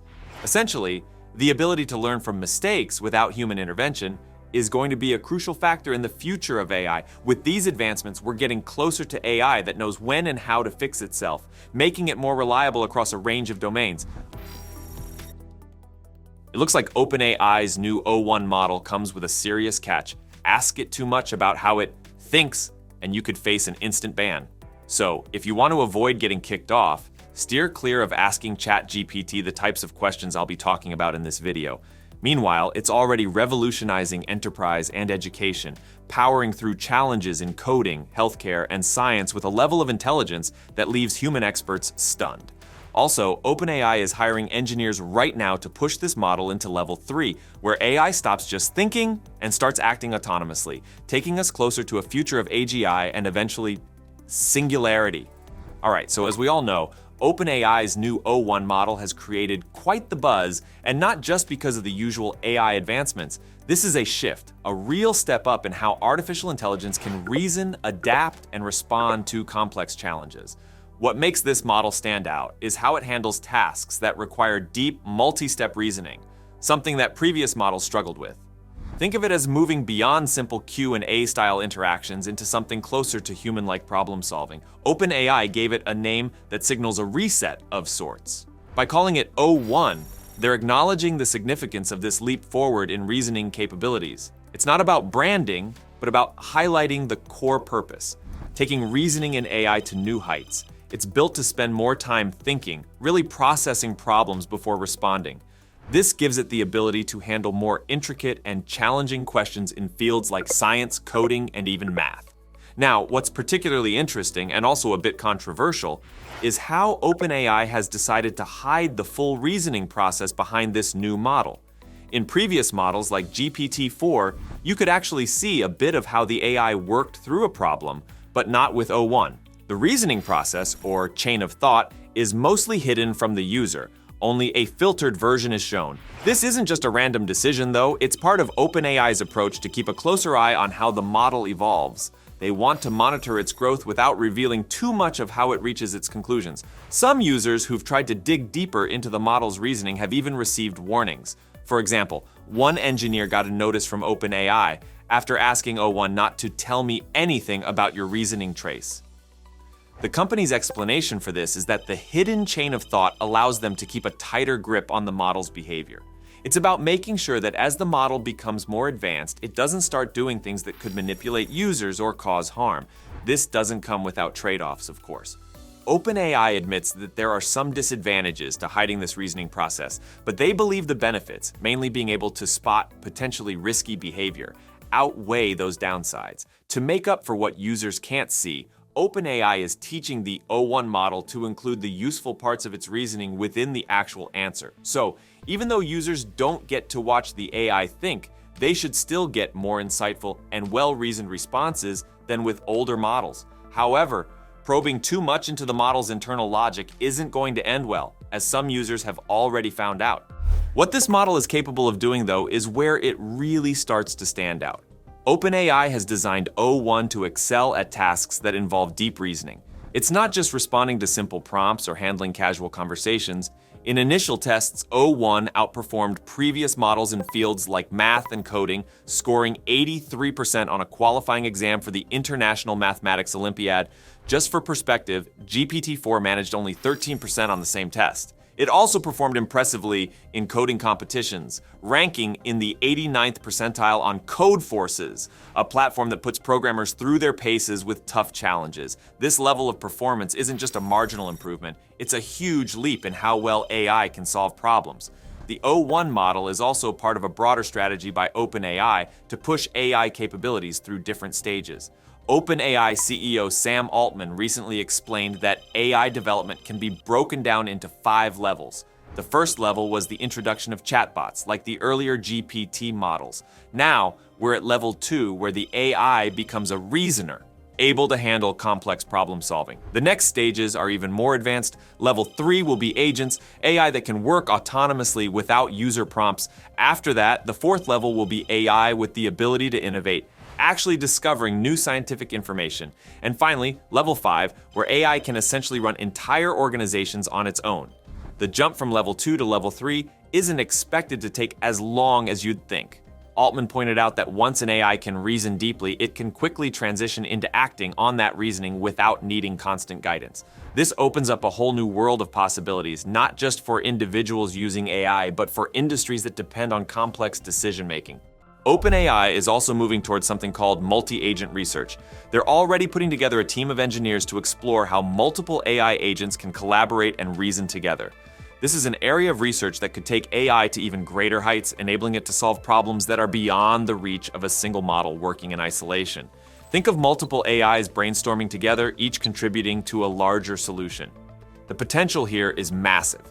One of the big areas where this model is expected to have a significant impact is in enterprise settings. OpenAI has already made the O1 model available to all ChatGPT Enterprise and ChatGPT Edu customers, and businesses are lining up to integrate it into their workflows. It's not just about automating simple tasks anymore. The O1 model is being used to solve high-stakes, complex problems in industries like finance, healthcare, and advanced research.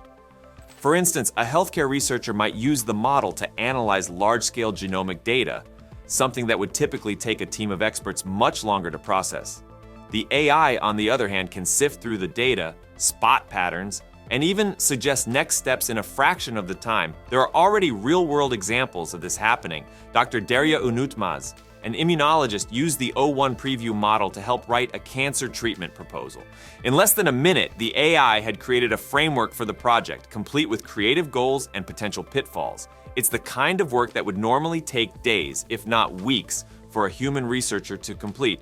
And the AI didn't just spit out generic ideas, it actually contributed new insights that even someone with decades of experience in the field might not have considered. The education sector is also taking note. Universities and research centers, often constrained by time and resources, are turning to the O1 model to speed up their work. Dr. Kyle Cabasaris, an astrophysicist, shared how the O1 preview model accomplished in 1 hour what had taken him nearly a year during his PhD. This kind of capability isn't just about making things faster, it's allowing researchers and students to push boundaries, innovate, and focus on higher-level thinking rather than getting bogged down in the repetitive processes that typically slow down research. Safety remains a top priority with this new model, though. OpenAI has built in more advanced safety measures than ever before, ensuring that the AI follows ethical guidelines and doesn't misuse sensitive data. They've introduced a new safety training system that allows the AI to reason through rules and regulations, keeping it on track. And for those worried about privacy, OpenAI has made it clear that customer data isn't being used for training the models. They've also tested the AI's resistance to hacks, or what's known as jailbreaking, where it scored 84 out of 100 compared to GPT-4's 22. In the competitive world of AI, OpenAI's biggest rival right now is Anthropic. Anthropic has its own model called Claude Enterprise, which boasts a 500,000 token context window, more than double what OpenAI's models currently offer. This makes Claude particularly good at handling massive amounts of data. But where OpenAI's O1 model has the upper hand is in deep reasoning and problem solving. In industries where that kind of thinking is critical, O1 could have the long-term advantage. The O1 model is more than just another AI tool. It represents a significant leap forward in what artificial intelligence can do, pushing beyond automation into real problem solving and creative thinking. Robots are evolving, and with them, the tasks they can perform are getting more sophisticated. The challenge, however, isn't just in getting robots to do things quickly or with brute force. It's about teaching them the finesse required to manipulate objects with the same precision and control as human hands. DeepMind's latest developments in this area are leading the charge with 2 breakthrough AI systems, Aloha Unleashed and Demo Start. These 2 systems are specifically designed to tackle one of robotics' most stubborn challenges, dexterity. Think about it. Tasks like tying shoelaces, placing delicate components into machines, or even folding clothes are second nature to us, but represent highly complex problems for a robot to solve. A robot not only needs to have the right hardware, but also the smarts to figure out how to apply just the right amount of pressure, angle, and timing. This is where AI comes into play, allowing robots to learn and adapt to these kinds of tasks. Let's start with Aloha Unleashed, which takes robot dexterity to a whole new level, particularly when it comes to bimanual manipulation, using both arms together. This system is built on the Aloha 2 platform, an open-source hardware system developed initially for simpler teleoperation tasks. But Aloha Unleashed has taken this to a much more advanced stage, enabling robots to perform intricate tasks like tying shoelaces, hanging clothes, and even making fine-tuned repairs on other robots. Here's why that matters. Tasks like tying shoelaces involve a multitude of small, sequential steps that require both arms to move in perfect harmony. For a robot, this requires coordination between sensors, motors, and software, all while responding to real-time variables like how the lace behaves as it's being tied. The system is able to do this by leveraging imitation learning, where a human operator initially demonstrates the task. The robot collects data from these demonstrations and then learns to perform the tasks on its own. One of the key advancements here is the use of what's called a diffusion method, which helps predict the robot's actions based on random noise, akin to how image generation AI works. The diffusion method smooths out the learning process, ensuring that the robot not only mimics the human, but adapts to variations in the task, like if the shoelace is slightly more or less taut than expected. This means the robot doesn't need to be micromanaged or shown thousands of examples to get it right. It learns from a few high-quality demonstrations and can execute the task with minimal additional input. The system's hardware has also evolved. The ergonomics of the robotic arms have been significantly improved, making them much more flexible and capable of precise movements. These updates are crucial when you consider the level of control needed for two-handed tasks like inserting a gear into a mechanism or hanging a shirt neatly on a rack. Aloha Unleashed can even handle deformable objects, something robots have traditionally struggled with, making it particularly suited for tasks that involve cloth, rope, or any other flexible material. While Aloha Unleashed focuses on two-arm coordination, Demo Start tackles a different beast altogether: multi-fingered robotic hands. Imagine trying to teach a robot to manipulate objects using multiple fingers with the same dexterity as a human hand. That's where DemoStart shines. This system uses reinforcement learning in simulations to help robots acquire the kind of finger dexterity needed for tasks like reorienting objects, tightening screws, or plugging cables into sockets. Training these multi-fingered systems in the real world would be incredibly slow and expensive. Each finger joint needs to move with perfect timing and precision, and mistakes in real-world experiments could lead to broken equipment or wasted resources. Instead, DemoStart trains robots in highly detailed simulations, allowing them to practice thousands of times in a fraction of the time it would take in the physical world. Once the robot has learned the task in simulation, its skills can be transferred to real-world applications with impressive results. The system uses an auto-curriculum learning strategy. This means it doesn't throw the robot into the most challenging tasks right away. Instead, it starts with simpler tasks and gradually increases the complexity as the robot improves. This progressive learning approach is highly efficient, requiring far fewer training demonstrations compared to conventional methods. In fact, it cuts down on the number of demonstrations by a factor of 100, allowing robots to learn from just a handful of examples while still achieving extremely high success rates. One of the standout features of DemoStart is its ability to handle multi-fingered tasks with near-human precision. In simulated environments, the system has achieved over 98% success rates in tasks like reorienting colored cubes, tightening nuts and bolts, and organizing tools. Once transferred to the real world, these robots maintained high success rates, 97% in cube reorientation and 64% in tasks requiring more complex finger coordination like plug socket insertion. To make these simulations as realistic as possible, DemoStart relies on domain randomization. This technique introduces variations in the training environment, such as changing the lighting, object positions, and even physical properties like friction. By exposing the robot to a wide range of potential scenarios in simulation, it becomes much better at handling real-world variations. For example, a robot trained to insert a plug into a socket will encounter different types of plugs, sockets, and angles in simulation, making it more adaptable when it encounters these variations in real life.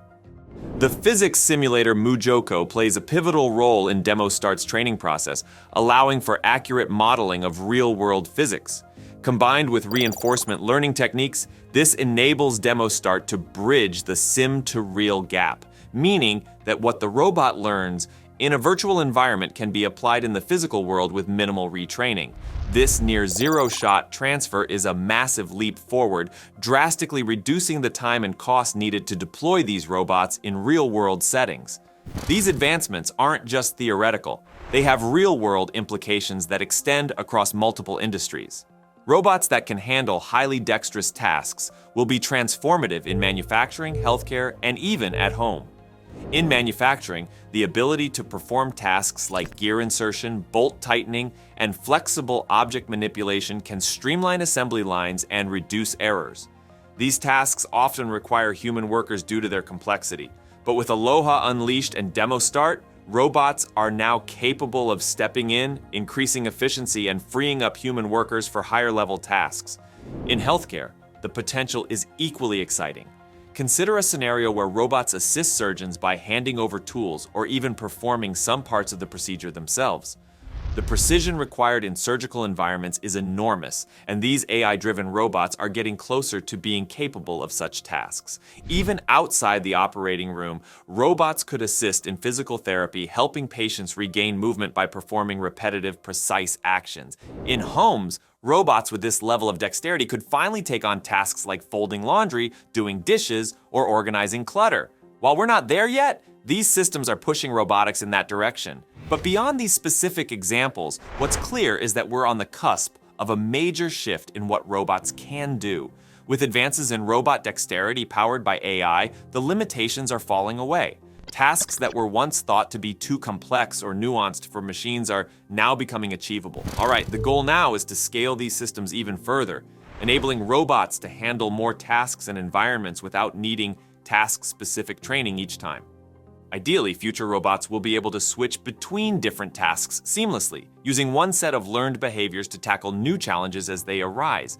Additionally, researchers are working on making these systems more reactive, allowing robots to adjust their actions in real time if something goes wrong. For example, if a shirt slips off a hanger mid-task, The robot should be able to recognize the issue and correct it on the fly, just like a human would.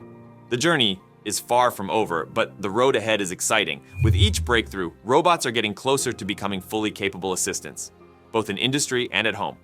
And while there's still work to be done to match human-level dexterity, we're moving steadily toward that future. Robotic dexterity powered by AI is no longer a distant goal. It's unfolding now, and it's poised to change how we interact with machines in our daily lives. The next few years are about to redefine how we live, as AI-powered robots are poised to take over everyday tasks in our homes and beyond. So in this video, we're covering the latest AI and robotics news from the past few days, featuring Isaac, Tesla's robotaxi, and the newest robots from LG, Samsung, Hisense, and Neuro Robotics. We'll start with Isaac and see how these innovations are set to transform the future of automation. All right, so Isaac is built to handle all those repetitive, mundane tasks. It tidies up, folds laundry, takes care of your pets, waters your plants, and even fetches your stuff, whether it's your keys, phone, or even a drink. It works through voice commands, text instructions, or automations you set in the app. Over time, it learns where things are supposed to go, so it actually gets more efficient the longer it's in your home. And when it's not in use, it just tucks itself away in its charging enclosure with the camera and mic safely turned off. Now, this isn't something that's just for show. It's a real, functioning robot that you can have in your home by fall 2025. The first 30 units are being shipped out around that time, and to get in on that, it'll cost $1,000 to reserve your spot. That's fully refundable. And when the time comes, you can decide whether to go for it. The full price? $59,000 up front, or if you prefer, there's a payment plan.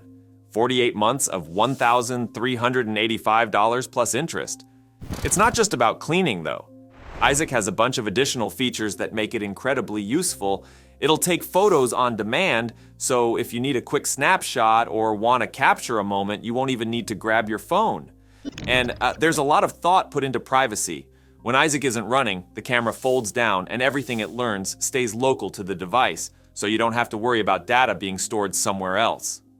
What's really promising about Isaac is that it's not a one-time deal. This robot will get regular updates that will make it even more capable over time.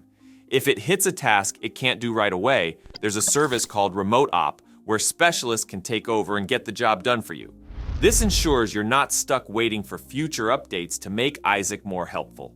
Each Isaac comes with the robot itself, a charging enclosure, and access to the app for managing tasks. It's being assembled in California, and while the first deliveries are US only, they're planning to expand production as quickly as possible. If you're not in the first batch, reserving one now still helps speed things up for future deliveries. And for anyone who's working in robotics, machine learning, or product design, the team behind Isaac is hiring, so this could be your chance to get involved in something pretty groundbreaking. That's the rundown on Isaac, a real leap forward in home automation. No more clutter, no more endless tasks. It's like having a reliable helper that's always ready to go. Keep an eye on this one, and if you're interested, securing your spot early might be worth it. All right, now we've also got some seriously exciting news coming out of the IFA in Berlin, the biggest consumer electronics show in Europe. This year, a bunch of big players like LG, Samsung, Hisense, and Neuro Robotics just revealed their latest AI home robots. And trust me, 2025 is shaping up to be a huge year for home automation. So let's kick things off with Hisense. They showcased their new robot Harley on September 7th, and honestly, it's awesome. Harley's about knee-high and greeted visitors at the event with this friendly smile. One of the coolest things they showed off was Harley's ability to do a quick health check. A reporter touched Harley's face, and in about 10 seconds, it analyzed heart rate, blood pressure, oxygen levels, pretty standard stuff. But it also gave a readout of stress levels. Turns out the reporter was a bit stressed, so Harley sent the data to a smart fridge, which recommended some stress-relieving meals like salmon steak and oil pasta. Yeah, this thing isn't just analyzing your health, it's also working with other smart devices in your home to make life easier. After picking the salmon, the connected oven even preset itself to cook the dish. Pretty wild, right? And the best part is that Harley's set to launch within the next 12 months. Now, Hisense wasn't the only company flexing their robot game at IFA. Neuro Robotics, which is pretty well known for its humanoid robots, also made a big announcement. David Rager, the CEO and founder, said they've got home use robots coming in 2025. What they had on display at IFA were second-gen prototypes, but the real deal is coming next year. These third-gen models are expected to be fully market-ready, which is super exciting. Neura's also been making headlines because they secured a huge investment, 21.7 billion won, from a US private equity firm just last year. Their humanoid robot, called 4NE1, is built to help around the house. It's 180 centimeters tall, weighs around 80 kilograms, and can carry up to 15 kilograms of stuff. Plus, it has sensors in all its joints, which means it can adjust its strength and balance for tasks like ironing. It's designed to really assist with everyday chores. Moving on to the South Korean giants, both Samsung and LG brought their A-game to IFA. Samsung's been teasing us with Bally for a while now, and it's finally set to hit the market by the end of this year. Bally is this cute little yellow ball-shaped robot on wheels. It's compact, but it's powerful. Think of it as a personal assistant that can control your smart home devices and even project images. Samsung did this demo at IFA, where Bally was asked to show landmarks in Berlin. It projected images of the Brandenburg Gate, the Berlin Wall Memorial, and Museum Island right onto the floor like a mini projector. And when asked for more info, Bally rolled over to a blank wall and projected a bigger screen with even more details. So not only is it super helpful, but it's also pretty interactive. And then there's LG's Q9, which is set to release next year. LG's really going for the emotional connection with this one. The Q9 is basically a mobile AI hub that can show emotions through its screen. It winks and smiles using expressions on its screen to communicate in a way that feels natural and engaging, but don't let that fool you. This thing's packed with tech. It's on wheels, has autonomous driving capabilities, and can adjust your home's lighting and temperature based on your routine. It even features generative AI, which is a fancy way of saying it can create stuff from scratch, like telling stories. During one demo, someone drew a picture of a cat, the moon, and some clouds, and Q9 instantly came up with a whole story based on those elements. It's not just a gadget, it's an AI that's actively engaging with your home environment. With all these major players making moves, it's pretty clear that AI home robots are going to be huge in 2025. It's not just about convenience anymore, it's about transforming the way we interact with our homes and making daily life smoother, smarter, and more personalized. We're not talking distant future stuff. We're looking at next year for some of these launches. So if you've been dreaming about a robot-filled home, the next couple of years are going to be really exciting. All right, now, Tesla has recently revealed exciting details about its upcoming robotaxi, a fully autonomous vehicle set to be unveiled at an event in October 2024. One of the key innovations tied to the robotaxi is its wireless charging technology, which was filed in a patent earlier this month. This system will allow the robotaxi to charge autonomously via pads installed on the ground, eliminating the need for manual plug-ins. The vehicle will simply park over a pad and start charging, which is crucial for a fully autonomous fleet that needs to operate 24/7 without human intervention.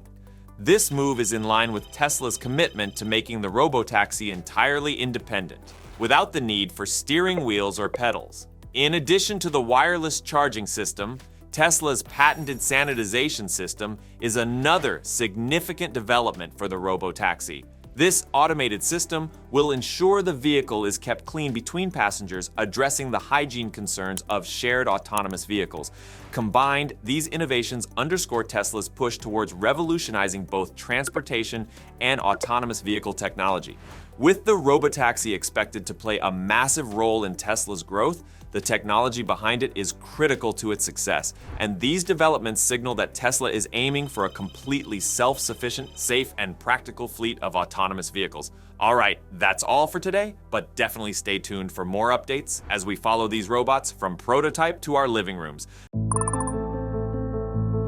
The team at Snapchat's been working hard behind the scenes to redefine the future of social interaction, and this latest round of updates makes that crystal clear. What stands out the most are the new AI AR spectacles, AI video generation tools, and a host of other features that really position Snap as a serious player in the world of augmented reality and AI. All right, let's start with Snap's Spectacles 5 that are changing the game in augmented reality, blending digital enhancements into everyday surroundings with precision and practicality. What sets these glasses apart is how they offer visual overlays on the real world, but without completely blocking your view like traditional headsets do. Instead, they integrate seamlessly, allowing digital elements like floating 3D objects or virtual items on surfaces to exist naturally within your physical space. The result is an AR experience that feels like part of your everyday life, not a separate, closed-off environment. These glasses run on Snap's custom-built Snap OS, which is designed specifically to power their augmented reality ecosystem. They're powered by two processors,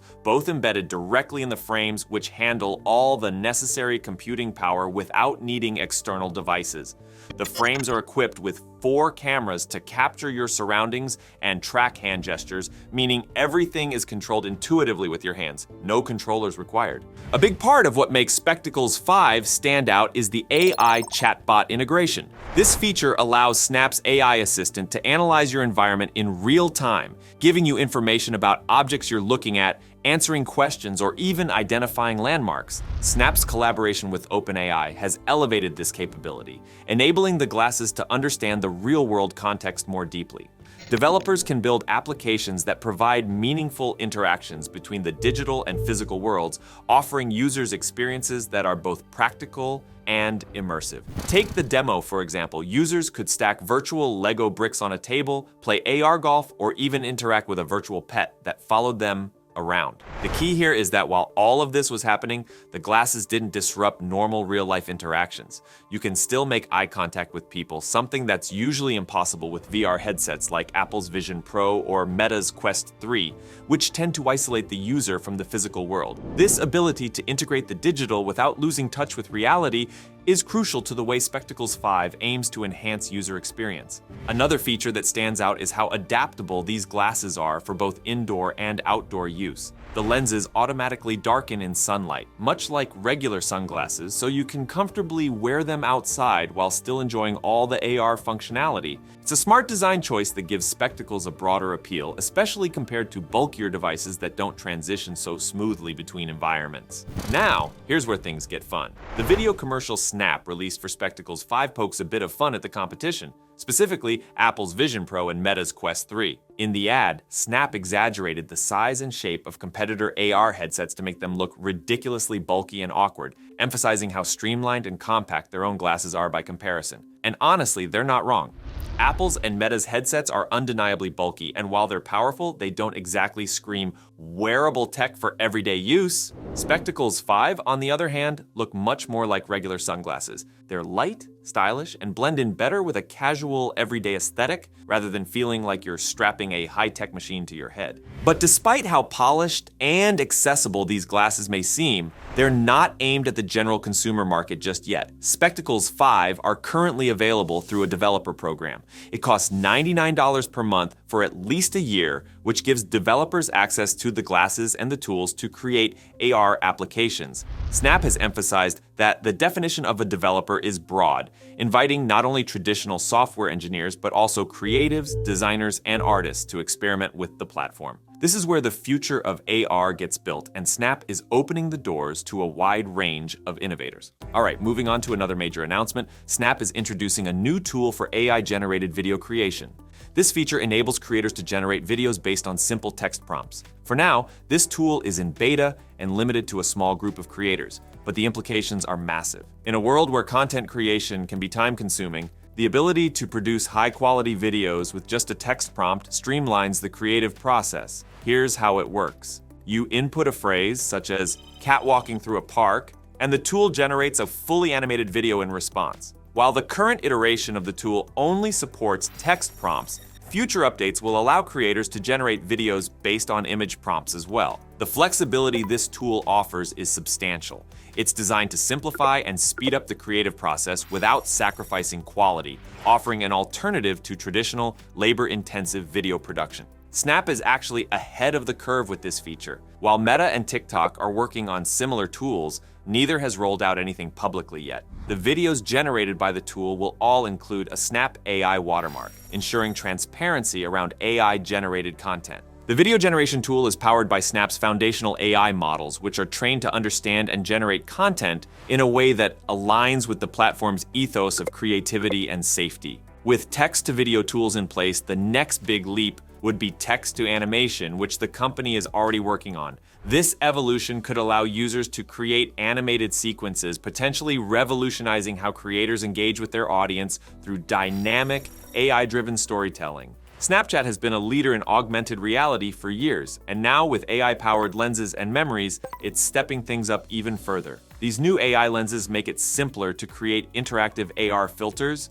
whether it's something subtle like virtual makeup or more extreme transformations like turning yourself into an alien. The AI handles the technical side, so creators can focus on designing unique, immersive experiences for users. In addition to lenses, the Memories feature, Snap's built-in tool for storing and revisiting past snaps, has been upgraded with AI too. Now, when you revisit your old photos or videos, the AI can help auto-edit them, create collages, or even suggest creative ways to relive those moments. For instance, AI can add subtitles, enhance the images with new effects, or reimagine entire scenarios in a more engaging way. This feature is particularly useful for users looking to relive their best moments but with a new twist, enhancing nostalgia with modern technology. Now, Snapchat's My AI chatbot has been given a major overhaul as well. It can now read road signs, translate menus, and offer even more practical assistance. This is part of Snap's broader strategy to embed AI deeply into everyday functions, making the app more useful beyond its core social features. What's impressive here is that this AI isn't just a gimmick or novelty, it's a practical tool for users who are out and about trying to make sense of their surroundings. One final note about Snap's AI integration, Snap's AI selfie feature has raised some eyebrows. This feature lets users create AI-generated images of themselves based on photos they upload to the app. But there's a catch. When you opt into this feature, Snap gets the right to use your AI-generated face in personalized ads. These ads are only shown to you, but your likeness can be featured in them without compensation. While Snap assures users that their data won't be shared with third-party advertisers, the idea of seeing your AI-generated face in ads, even if they're just for you, might feel unsettling. The good news is you can turn this off. If you're not into the idea of your face being used in ads, Snap has provided a way to disable this feature in the settings. Still, it's worth keeping an eye on how AI and privacy issues evolve as these tools become more integrated into our digital lives. Snapchat is making a serious push into the future of AI and AR. With Spectacles 5, they're merging the digital and physical worlds in a practical and exciting way. The new AI video generation tool gives creators fresh ways to make content, and updates to lenses, memories, and My AI make the platform more immersive. All right, if you're interested in more deep dives into AI, robotics, and the future of tech, make sure to like, subscribe, and leave a comment. Thanks for tuning in, and I'll catch you in the next one.